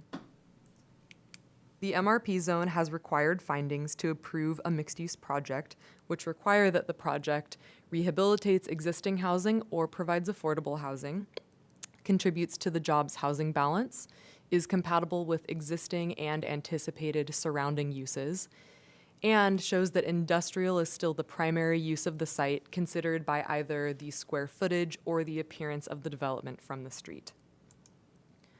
The general plan land use element also contains policies about mixed use in commercial or industrial areas and requires decision makers to consider factors like the density of the proposed project, the availability of infrastructure and public services, any unique site characteristics or impacts to environmentally sensitive habitat area, and potential impacts to coastal resources such as viewsheds and coastal access. Given these policy directives, staff present a few considerations for this conceptual review. While the proposed project would not rehabilitate existing housing and does not include dedicated affordable units, it would offer a unique housing type for certain workforce demographics. The project would essentially present as an interior-only remodel, and the building's appearance would remain mostly unchanged. Parking, landscaping, and on-site ESHA and trails would be maintained. the on-site commercial use is unlikely to interfere with the residential use, considering the small size of the workspaces. The change in use could impact sensitive habitat, as the new residential use may lead to light, noise, and traffic at the site for more hours per day than the site would otherwise experience as an office park. And the buildings would continue to appear commercial, although much more of the interior floor area would be used for residential than commercial at about a 6-to-1 ratio. Given these factors, the council should provide comments on the proposed project's consistency and compatibility of residential use in the MRP zone. Another consideration is the commercial component of the proposed project. In a mixed-use project, the commercial uses must still be an allowed use in that zone district. The MRP zone primarily allows for R&D labs and offices and larger professional offices such as firm headquarters. Historically, the city's MRP zone has contained large corporate R&D headquarters as well as some light industrial and warehousing uses. In the proposed project, tenants in the live-work units would need to acquire business licenses, which means the use of each workspace would need to fall under an allowed use in the MRP zone. The proposed size of the workspaces may make it difficult to accommodate the allowed uses in this zone or to find tenants that would fall into these categories. The applicant notes the workspaces could be used for businesses like tech, software, or professional services. Office workspaces for only 1 to 2 employees would be a new direction for the MRP zone district. However, staff recognizes that businesses are increasingly moving away from traditional large suites and full office buildings. Recently, staff has received several inquiries regarding smaller startup or business incubator type spaces. Given these perspectives, the council should provide feedback on the compatibility of the proposed workspaces with the allowed commercial uses of the MRP zone district. The next area for discussion is the siting of residential uses on the bluffs. Currently, there are no housing units on the bluffs. With current zoning, residential is an allowed use on large portions of the bluffs where we have PUD and MRP zoning. The general plan land use element reflects efforts made to accommodate residential in commercial and industrial areas in response to a changing jobs housing balance, but supports it only when a particular project and setting are appropriate. The community design element contemplates development on the bluffs and notes that its design should protect unique and sensitive environmental resources, should be compatible with the small town character of the city and contribute to a pleasant visual experience of the area, and should provide appropriate development opportunities for landowners within the bluffs. In the past, there has been little support from city decision makers when housing has been proposed on the bluffs. The Planning Commission and City Council have reviewed 2 housing projects in this area since 2013, neither of which moved forward. Concerns from decision makers included that in the case of mixed use, the residential component was too dominant for the MRP zone, or that residential would intensify the use of the site and create more 24-hour activity, and that permitting one housing project here could open the door for more housing, which raised additional concerns. The concept proposed here includes some aspects that may differentiate it from past projects. This project would maintain the existing building's appearance and footprint instead of creating new structures. It proposes smaller units, from studios to compact 2-bedrooms, and includes lots of on-site parking. And construction impacts to surrounding ESHA may be lessened because the project wouldn't involve completely demolishing and reconstructing buildings. The council's input on the suitability of this site for housing would be appreciated. And lastly, because the project proposes housing units, our housing element and RHNA are a consideration. The city is about halfway through its RHNA cycle, and about 73 of 901 units have been built so far. Projects are counted when building permits are issued. This project would contribute 31 units to the above moderate category and would offer a different housing type that could support business owners. The council may wish to consider these factors when providing input on this conceptual project. And with that, I wrap up the staff report. I'll leave these 4 areas for council comments on the screen if it's helpful to guide your discussion. And thank you, and let us know if you have any questions. Thank you for that staff report. I'll open it up to questions from the council. Sure. I have a couple of quick ones. So right now, given what the kind of interest that you guys receive about different office building usage in town, what are the odds that this property would in the future potentially be used for the kind of larger scale office that it formerly was used as? Thank you, Vice Mayor. It's difficult to say for certain. I don't have a lot of market data available in front of me this evening. I would say purely based on the kinds of inquiries that city staff receives, we don't see a lot of current interest in these large, kind of single company office spaces. We have had more inquiries, again, for smaller offices, smaller startup type businesses. The likelihood of this building being leased out again to a larger company is impossible to guess, but based on trends, we have seen it trending towards smaller commercial spaces. Okay.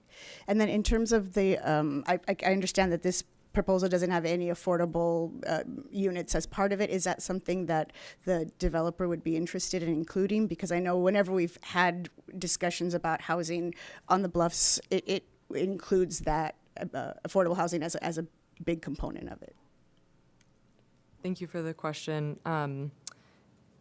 Your council is more than welcome to include that as a comment and as feedback to the applicant. It hasn't been raised directly in discussion with the applicant to date, but you're more than welcome to include that in your conceptual feedback. Okay, great, thank you. Those are my questions. If I may, I just would add, certainly we can hear from Mr. Lewis when he comes up to the podium to see what he has in mind in terms of, the type of tenants who might best suit this place. I would just add that in terms of introducing an affordable component to live-work units in particular, I could see some, challenges with that from a practical matter, right? Because affordable units would be income restricted, and it feels a little bit at odds to say, we don't want you to get too successful with your business that you're running out of your live-work unit, because then you'd have to move out of the unit. So that there's some potentially practical challenges there, but if there was an interest by Mr. Lewis in dedicating some of the residential-only units to deed-restricted affordable, that might be a more viable path forward. Okay, yeah, because I'd be interested if the project is kind of contingent on just being like market rate housing, that would be something that would probably impact how I would think about perceiving it. And I'd like to invite Mr. Lewis up to share a few words, maybe after the council goes and asks staff some additional questions. Oh, no more questions? No, more questions. Councilmember Nomura. Thank you. Question for you on this one here. Being kind of an interesting model, being a live-work plan, is there a calculation or way possible that you've seen where the income actually is based on, say, the income group as opposed to construction or having inside, how do I say this, a business model or business plan? Kind of difficult. You've got a living section and then you have a working section. It's a live-work environment. Is there any definition or any way you could separate that out and have a living separated based on square footage from the working condition, making it more affordable or making it, quote, changing the income capacity of that group? So, for example, if it's inclusive of commercial space, but the area itself would qualify for, say, low income, is there a way that could be adjusted, or is it kind of stuck based on square footage?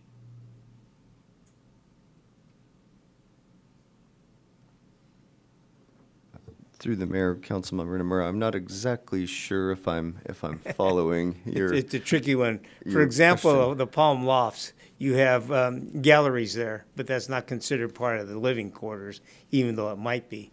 This one here would be similar to that, where you have potentially a gallery there or a working area that would not be always used for living quarters.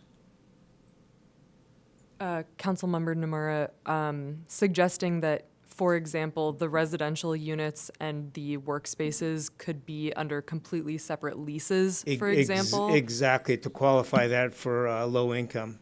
So it would be more of a quote unquote typical mixed use where the work units are not directly tied to even though they are. living Exactly.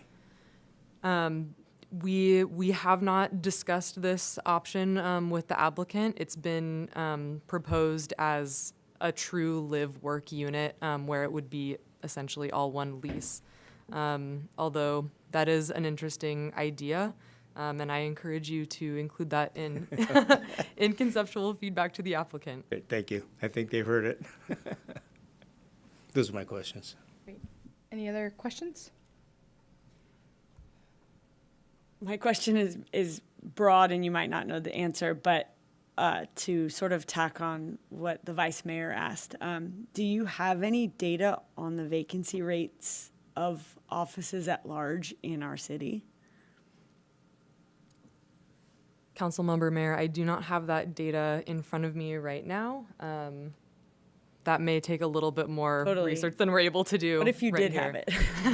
So I get it. But would you be willing to sort of wager a guess? Is it like, are we at 90% occupied, or, I mean, do we have that kind of data from business? Through the mayor, councilmember mayor, I wouldn't be surprised if Mr. Lewis has a figure on what current vacancy rates are.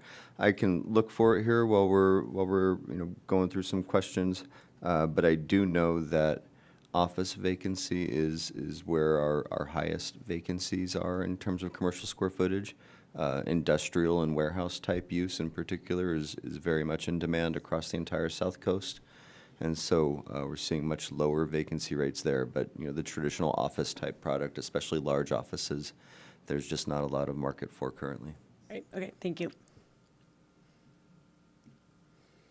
Thank you. Two questions. One, that I see that we have inclusion of 14 studios. Wouldn't that be considered units that are affordable by design? Councilmember Clark, affordable by design doesn't have a precise definition to it. I will note that in the project application that Mr. Lewis submitted, he provided a rough estimate of what the rental rates for the project could be, and the lowest rental rate named was $2,900 per month. I'm not sure exactly where that might fall in terms of being considered affordable by design, but I would imagine that certainly the studios would be rented at likely a lower rate than the larger units. Okay, and then what happens in the hypothetical situation where no or only a few of these live-work units actually meet what's allowed in the MRP zoning? And so, what happens in that case that those aren't occupied? I mean, what raises this question is where we have one in downtown, obviously a different zoning, but still this commercial frontage thing, where we thought we were going to get a cafe, but we got a hotel. Councilmember Clark, so I think I have a couple of initial thoughts. So this is a little bit different product in terms of what's being proposed here than the mixed-use project that I believe you're referring to, in that these are being presented as integrated live-work units where the living space and the workspace are one leasable kind of unit. We have a little bit of experience with this in the city elsewhere. So the Palm Avenue Lofts, which was owned and operated by Mr. Lewis, as being our kind of most well-known example, and that has turned out to be a very popular project. I think it's got about 40 units total. I'm going off the top of my memory here, and those are in a different zone. It's marketed and limited as a more of an artist loft type space, and so there's a list of professions that are allowed in there under that kind of artist definition, and those folks have to get a business license and demonstrate that they're doing business that fits within that category of a working artist to live there. The other examples that we have, which are fewer, are a handful of live-work units over at the Lavender Court development. And those have been a little bit more of a struggle to lease. There at different times there's someone who's interested in the commercial space, but not necessarily the residential unit, or vice versa. And so those have been a little bit of a challenge. And I think there's a chance that you could have that here. Perhaps Mr. Lewis can chime in his presentation in terms of what interest he thinks he has for these types of spaces. But to your question, right, if we do run into a scenario where a lot of these units are sitting vacant or struggling to be filled, I would expect that the developer would want to come back to the city and seek some kind of an amendment to their development plan to create either more flexibility for the types of commercial uses that could be allowed there, or perhaps going in some different direction entirely, trying to do away with some of the live-work component and going to more residential units as an option. And if we did that, right, that would come back to the decision makers. That's not something that we could do at the staff level. A question, and maybe you can help me understand this a little bit more. So in terms of the commercial component of the MRP, how will we know if it's substantial enough to, like, if this proposal is substantial enough to meet that commercial requirement? Mayor Alarcon, I think the intention here with the way that the policy language is written is to give decision makers a little bit of discretion here, in terms of, does it feel right, does it look right, does it right, if it walks and quacks like a duck, treat it as a duck kind of thing. And so the policy is written in a way, right, to give you a little bit of flexibility. It says if either the majority of the square footage remains commercial, or if the development continues to look and sort of function and appear as commercial to, the general passerby, essentially. And so you do have a little bit of flexibility. And if you look around, the same language is used in determining the right mix of affordable to commercial on our other mixed-use projects throughout the city. So, for example, with the most recent mixed-use project being the Klentner mixed-use project over there at 4745 Carpinteria Avenue, from a square footage basis, the far majority of that project is residential. But the commercial is oriented on the street frontage. It faces the street such that we were able to make the findings that this still presents to the street and to the public as if it's primarily a commercial building, with the residential being behind or upstairs off the street. So that's an example of where we were able to use some of that flexibility to the city's advantage to help accommodate that type of project. And what is the Klintner project zoned as? That project is zoned commercial for just general commercial for the majority of it, and then the back corner off of 9th Street actually has a little pocket that's zoned for multifamily residential. Got it. And then my other question, and it was mentioned in the staff report, is in terms of like the potential of introducing permanent residents could increase activity near environmentally sensitive habitat. I mean, it sounds like it absolutely would, right? There would be additional lighting, noise. I'm not sure if pets would be allowed, but at what point in time would that really be kind of explored in more detail if Mr. Lewis chooses to submit an application?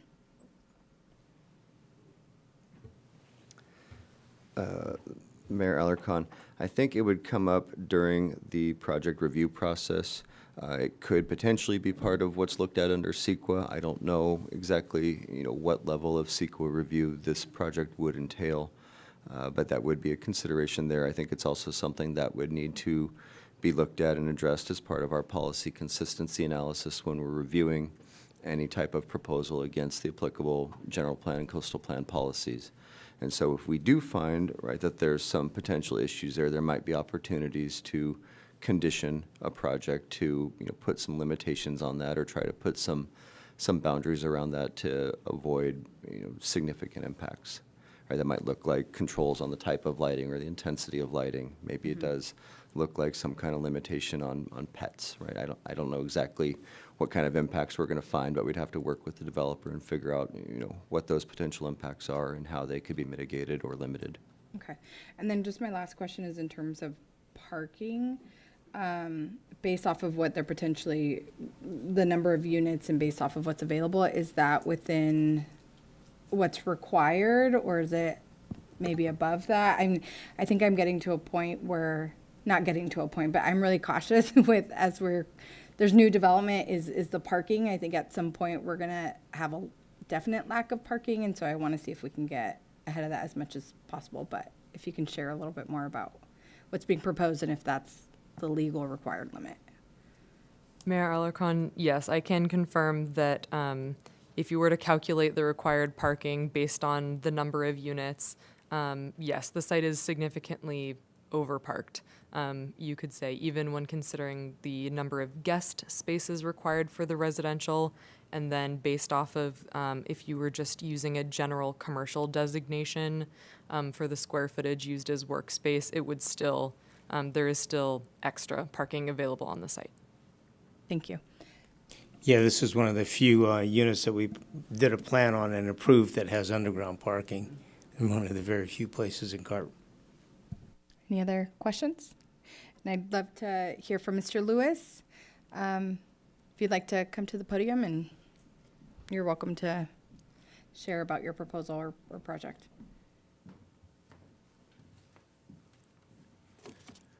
Good evening, Mayor and Vice Mayor and council members. I want to thank the city staff for scheduling this concept hearing, as it's really helpful for any applicant to get some understanding as to your appetite for a project like this.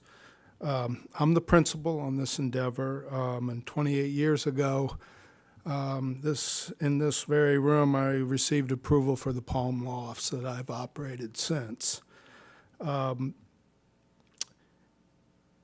At this time, this type of housing and commercial use had only a handful of projects in the region when it was approved.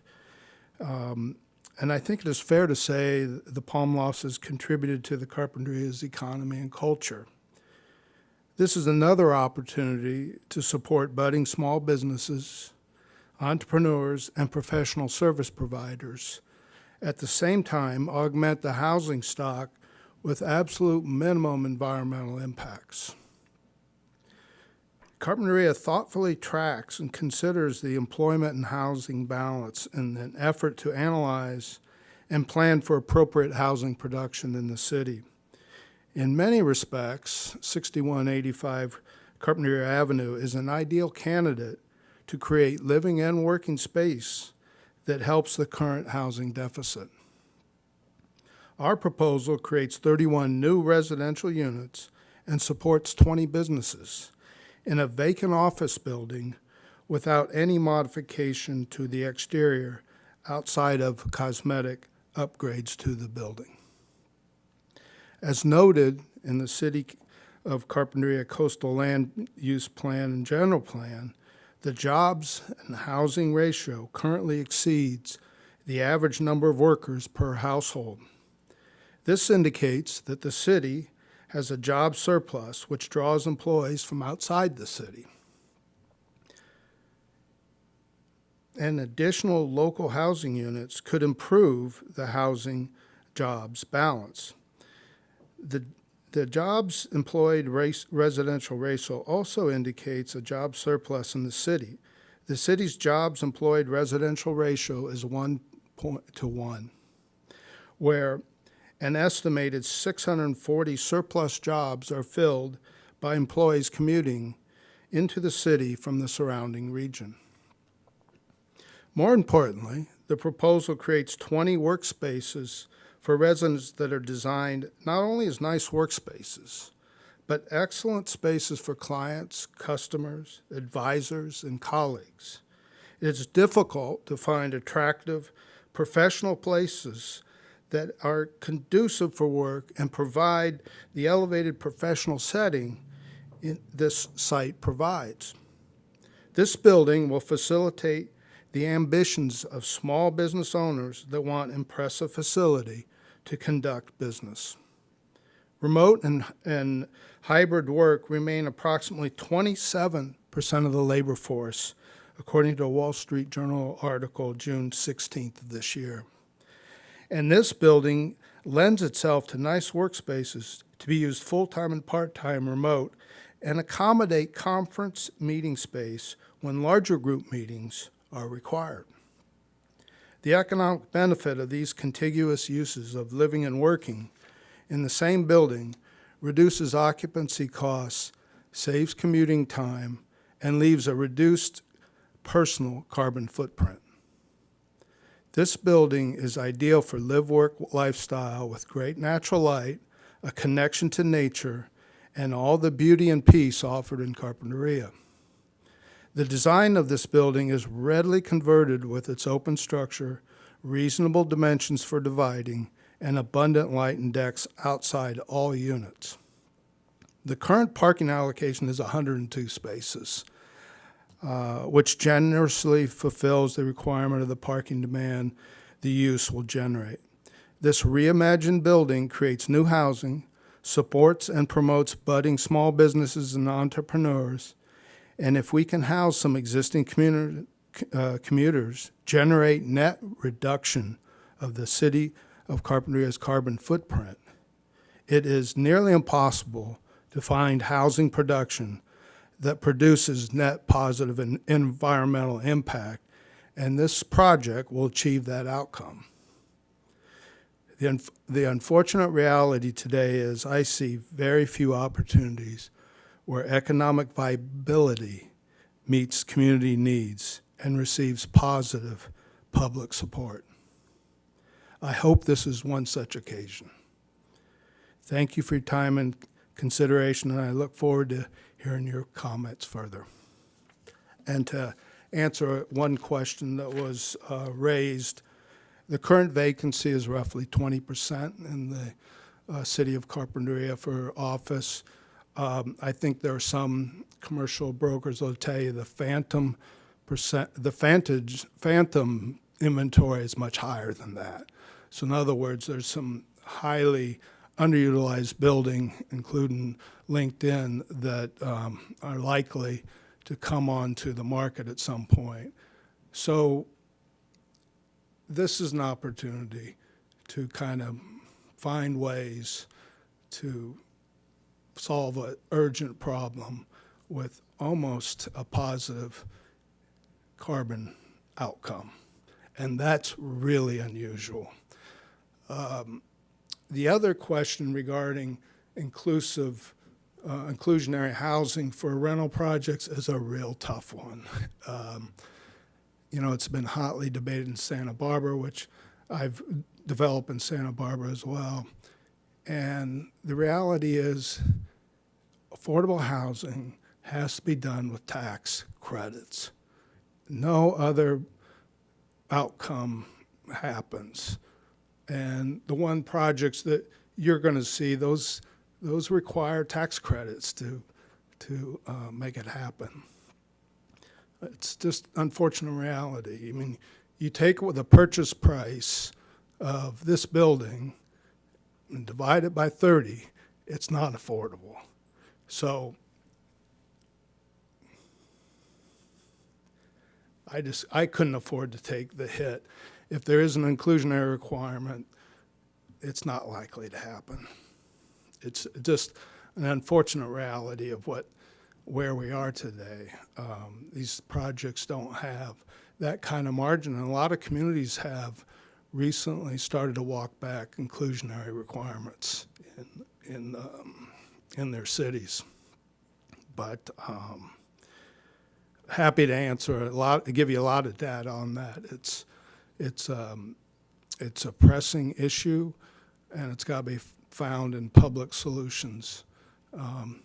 Unfortunately, you know, the way to think about it is what would happen to our grocery stores, our restaurants, our auto dealers if we all of a sudden enacted to tell them every 10th person that came through the door has to receive product below cost.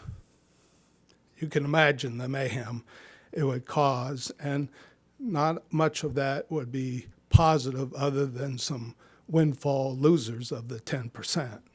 I mean, windfall winners from that 10%. So it's a great goal. It's not realistic. Thank you. Any questions for Mr. Lewis? Yeah, quick question for you.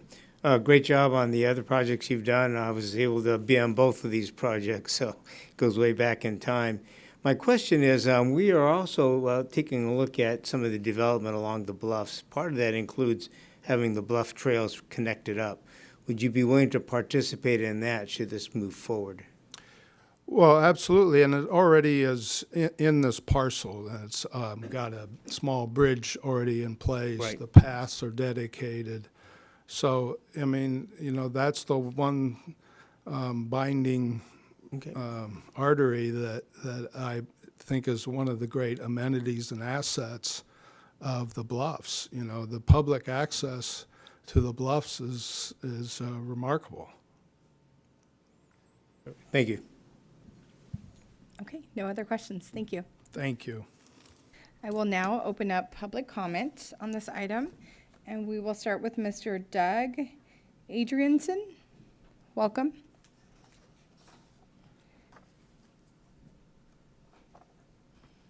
Thank you, Madam Mayor, Vice Mayor, council members. I'm here on behalf of myself and my wife.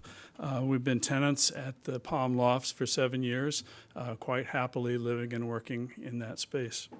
And I'm here tonight on our behalf to comment on two proposals for developments on the bluffs.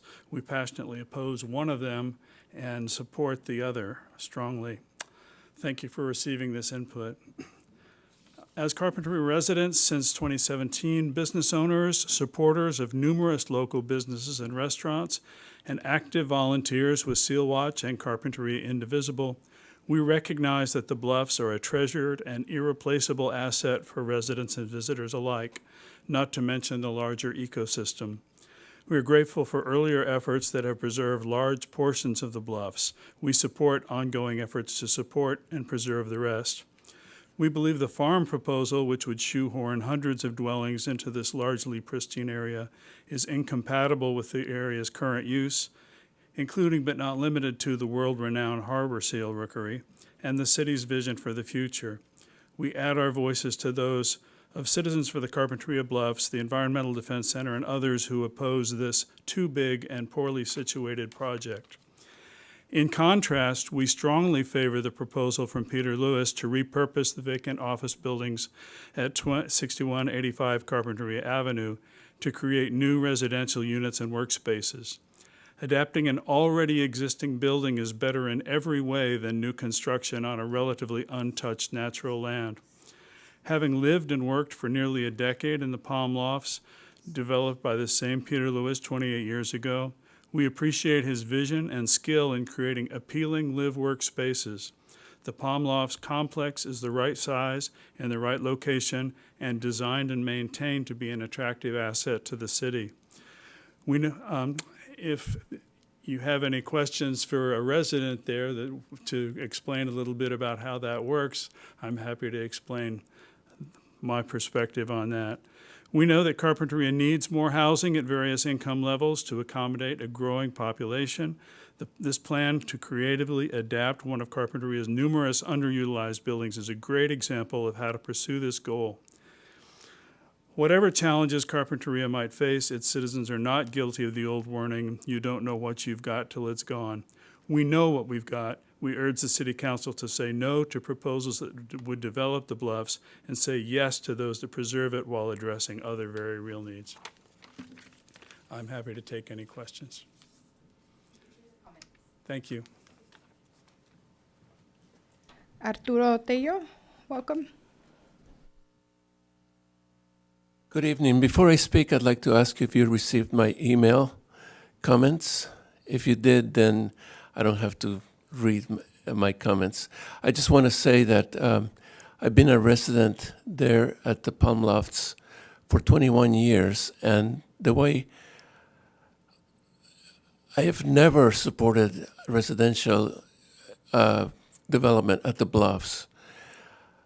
But when I picture my community at the Palm Bluffs and I transpose it to this office building, I really see very, very little impact because I know the kind of community I live in, and all the residences kind of shut down in the evening, pretty much. I'm not lying to you. I'm the only one making noise sometimes with my concerts, and that's all inside and very quietly. And I do believe that this project would have very little impact in the environment. Now, that environment right there is very dear and near to my heart, especially that little riparian corridor that is the Lagunitas Creek. It just really is music to my heart when I see it bubbling in during the rain, because many years ago, during another conceptual review for the Berman brothers that were trying to build a building on the east side, I objected, saying that this was a historical creek, and at the time they thought it was just a drainage from the freeway, and it was worthless. So they were not calculating on providing a buffer for riparian. So even at the time, the Creek Committee, Mr. Bob Hansen, joked that they should name that Lagunitas Creek the Teo Creek, because I brought it to I pointed out how important it was. And now when I see it running, I'm very happy. So my one concern is that the perimeter lighting would be increased. And I would want you to put a very strong condition of approval that lighting remains as is now, or maybe even evaluate that you can reduce impact to the current environment. It's an important wildlife corridor, and I encourage you to look at what you have to look at and support this development. And mostly I do it because of the way Mr. Lewis runs his project at Palm Loft Avenue. Thank you. Thank you for your comments. Patrick O'Connor.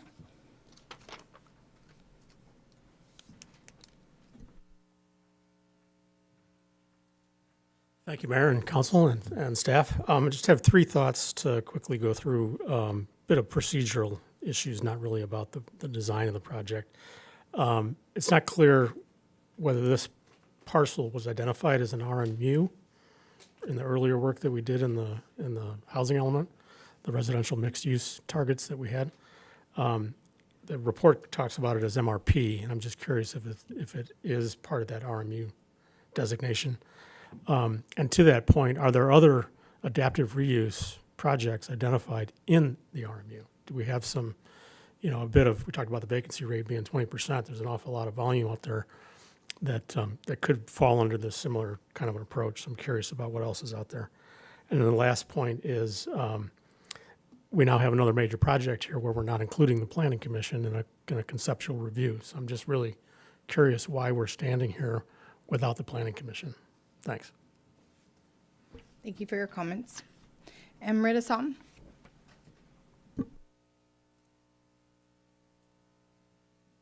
Good evening.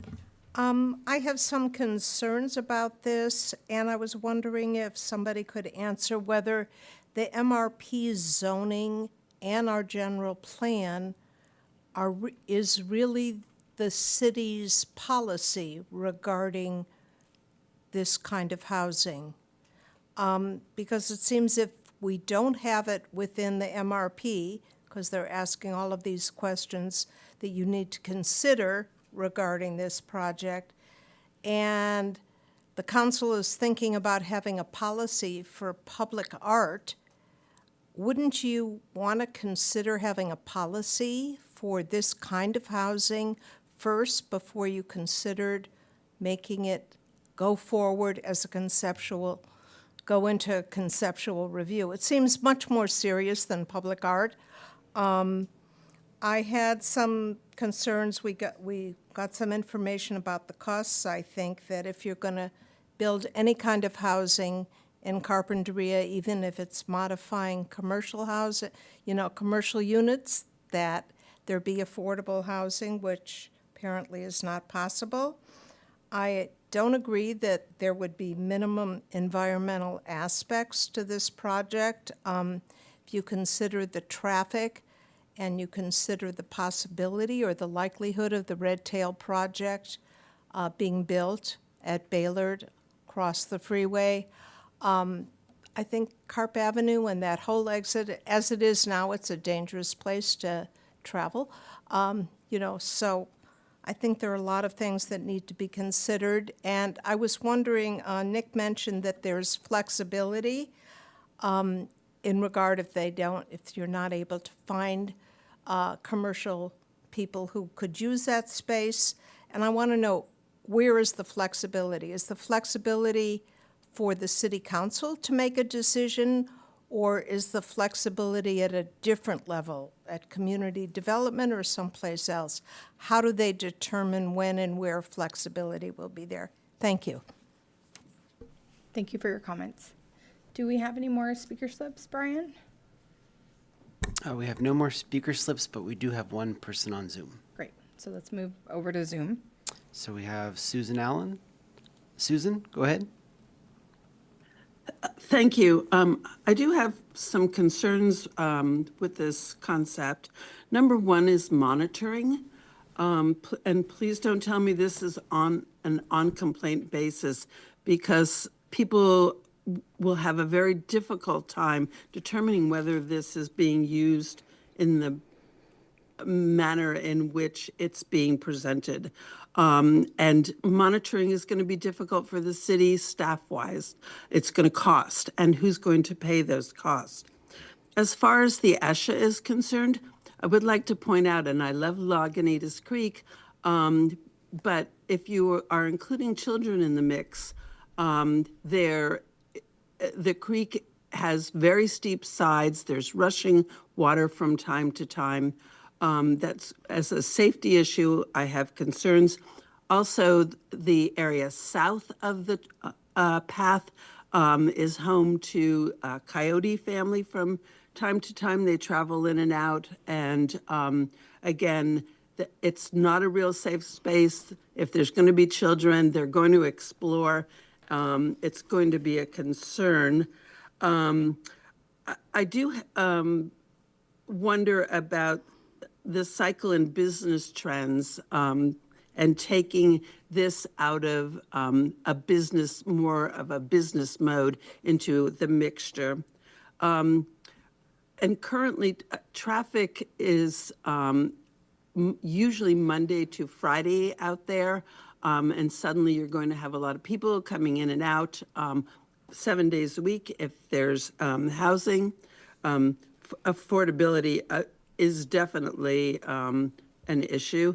Again, opening the door to then what other developers might say about the property. And I think, at least for me, is good planning is looking at a project through planning guidelines. It's not looking at personalities. I've heard it mentioned that Mr. Lewis, and I don't know him, is a very nice person, and I'm sure he is. But that's not why we should be approving or not approving projects. We should be looking at the project, and personalities should not be involved. Thank you very much. Thank you for your comments. And Mayor, that concludes Zoom comment. Okay. I will close public comment and bring it back to the council for additional questions and or comments before we move into a motion. Can we see the slide again of the pieces that you want feedback about?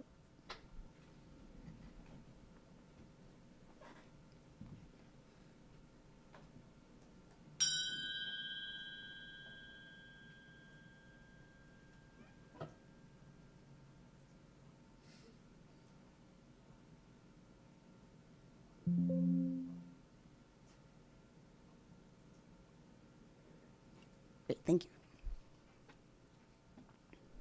And I actually do have another question for Mr. Lewis. If you can help me better understand, is if this is going to be the same kind of model as the Palm Loft, or would children be? I'm don't quite understand exactly if it's the type of specific population.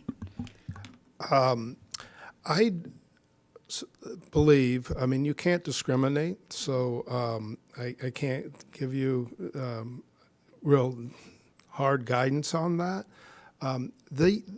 This project will attract, I believe, young professionals and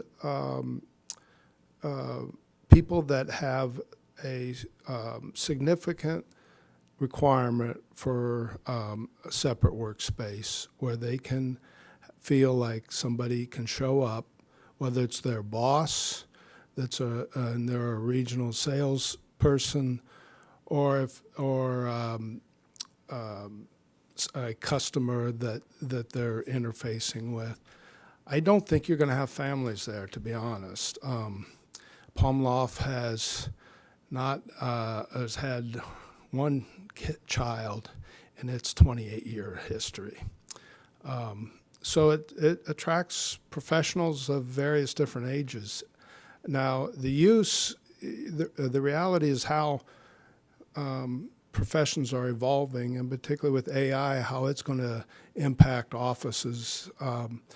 You end up with kind of people that want to work adjacent to their live space, but they want a separate, room that they move into, receive people. Their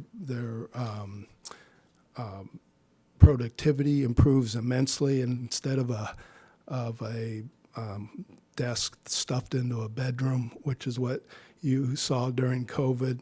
So it's true that there's going to be, and there is today, many people that need a live-work solution and have kind of crummy live-work situations currently. So I'm not concerned at the question is if there's a market for this. The Palm Lofts, it's interesting, our covenant allows artists, engineers, graphic artists, home office use. So it's got a variety of different actual uses. But we have no shortage. We have, when we have a vacancy, it's filled. Now, it's, and those start at the same price level at which I'm forecasting for this project. Now, there's many people that have been there for a long time that have the benefit of being there a long time and aren't paying current market. But, I think this is a real opportunity for Carpinteria to support your young professionals and your people that need this kind of product. It's pretty significant. And it's more than people really realize, but if you start to think about the number of people that work at home and whether they would look to this kind of format as favorable. Thank you. I have a follow-up question for staff. So for this one, though, with the MRP zone, the professions they'd be limited to the type of professions, right? That would, or not. I mean, could it be artists and that type of craft type of community too? Through the Mayor, Vice Mayor Slarceno, at least on our initial read here, the intention would be that the commercial uses would be limited to those types that are consistent with the MRP Right. zoning district. And so those would be like what, for example? I know you I mentioned it, think, but just to recap. some of the uses that Mr. Lewis had identified in his initial proposal, might fit in here. So kind of tech type jobs or software based type jobs. It's probably not the right location for someone to have their own CPA office or small independent practice accounting or legal office or architectural office. It's not really that type of zone district. It would need to be the type of use that we could find to be consistent and any of the other office buildings over in that particular zone district. Okay. Because I think that's helpful just to understand that it wouldn't be the same community as the Palm Lofts. This would be a different kind Correct. It might be more of like a, like a tech campus, kind of community. Got it. Thank you. Any other questions for staff? Or if staff has any responses to some of the public comment that we heard this Thank you, evening. Mayor. I do want to try to address a couple of the questions that we heard. So Mr. O'Connor had asked if this particular site had been identified for rezoning in our housing element.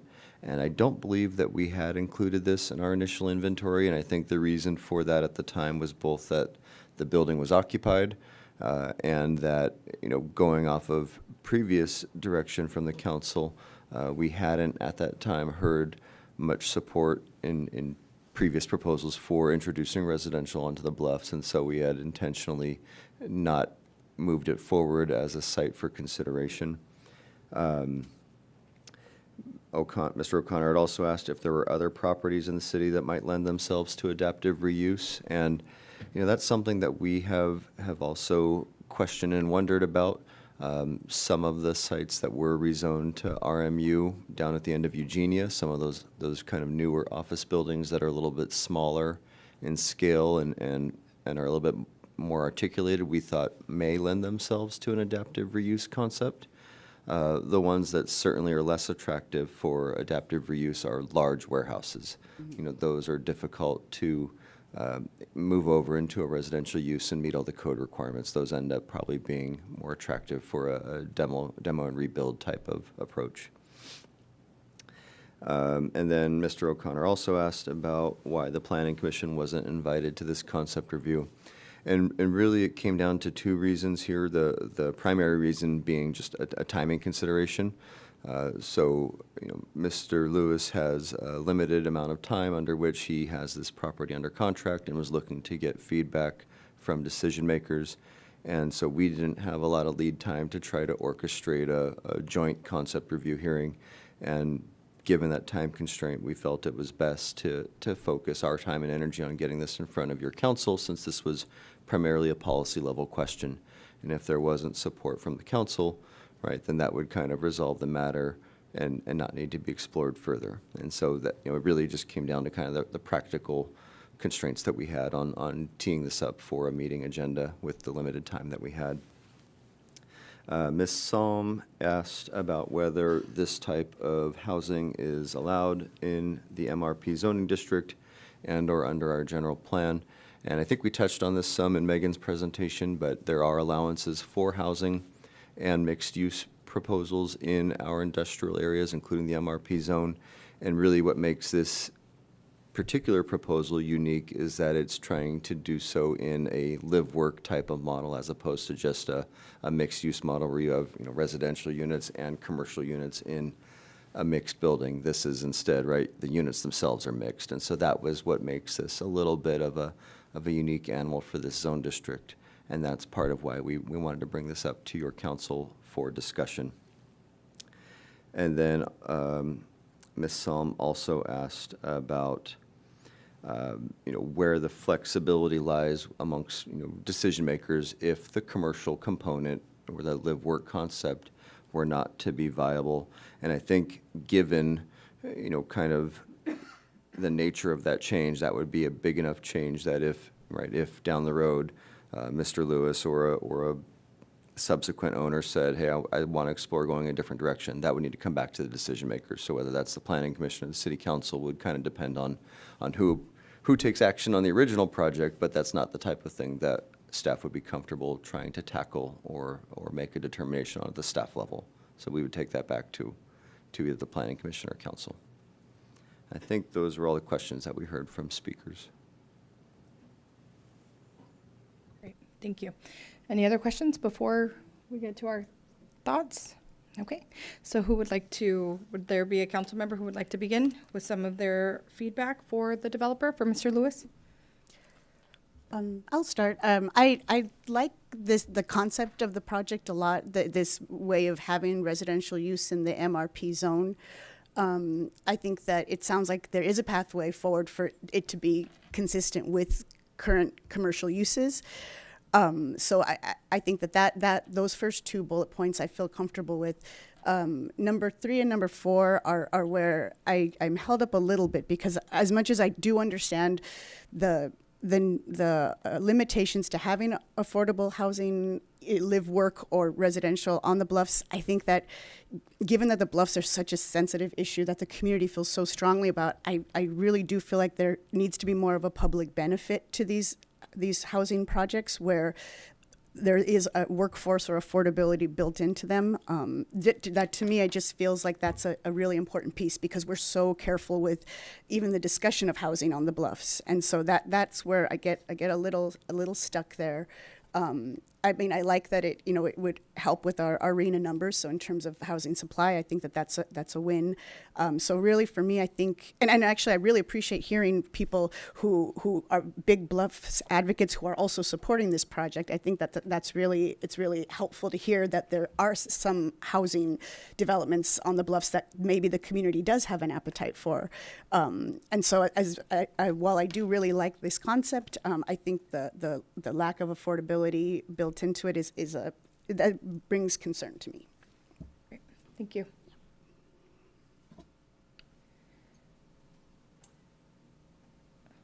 We'll try to do this.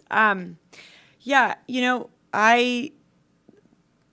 the residential use on the Bluffs is always going to be the biggest difficulty, the biggest sticking point. There's no residential units on the Bluffs now. And so the first one, and I know that there is a large project presented, but, it can't be taken lightly, and that's just the facts of it. With that being said, I feel very strongly that an empty building serves no community benefit, and an empty building that has community members living in it is something to be proud of. So there's those two dualities for me. Something that I've been so interested in, as most of you know, I own businesses in downtown Santa Barbara, and all I want to see is the way that the city is using this adaptive reuse, and we've been talking about it. And I think adaptive reuse for Carpinteria is a real way forward. So I don't want to close any doors to that. And I also want to open doors to this as an option in the MRP. What Mr. O'Connor said is really valid. I feel that I would like to know what the Planning Commission has to say about this project, or any projects really.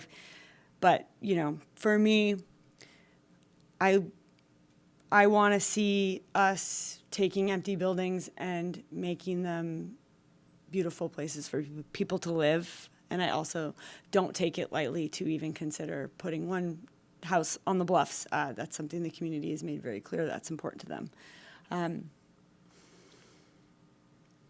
I think those are my thoughts. Thank you. Thank you. Yeah, I sort of have kind of the same opinion. I mean, we've got a empty building sitting there, and we need housing. It makes a lot of sense, and it's somebody that's already working in our community. We've done a successful project, so we have a track record on that. I'm worried about the potential precedents of increasing residential use on the Bluffs, and I just hope it's done right or done well. And I one of my concerns is the traffic impacts, and so we've got so much going on at this Baylord intersection, potentially coming up, but I don't see this particular project contributing to that. I mean, they already have, there's some traffic and parking requirements built into this building already. So I think this one's seems fine, and again, we do need the housing, and here's an empty building. Thank you. Councilmember Namura?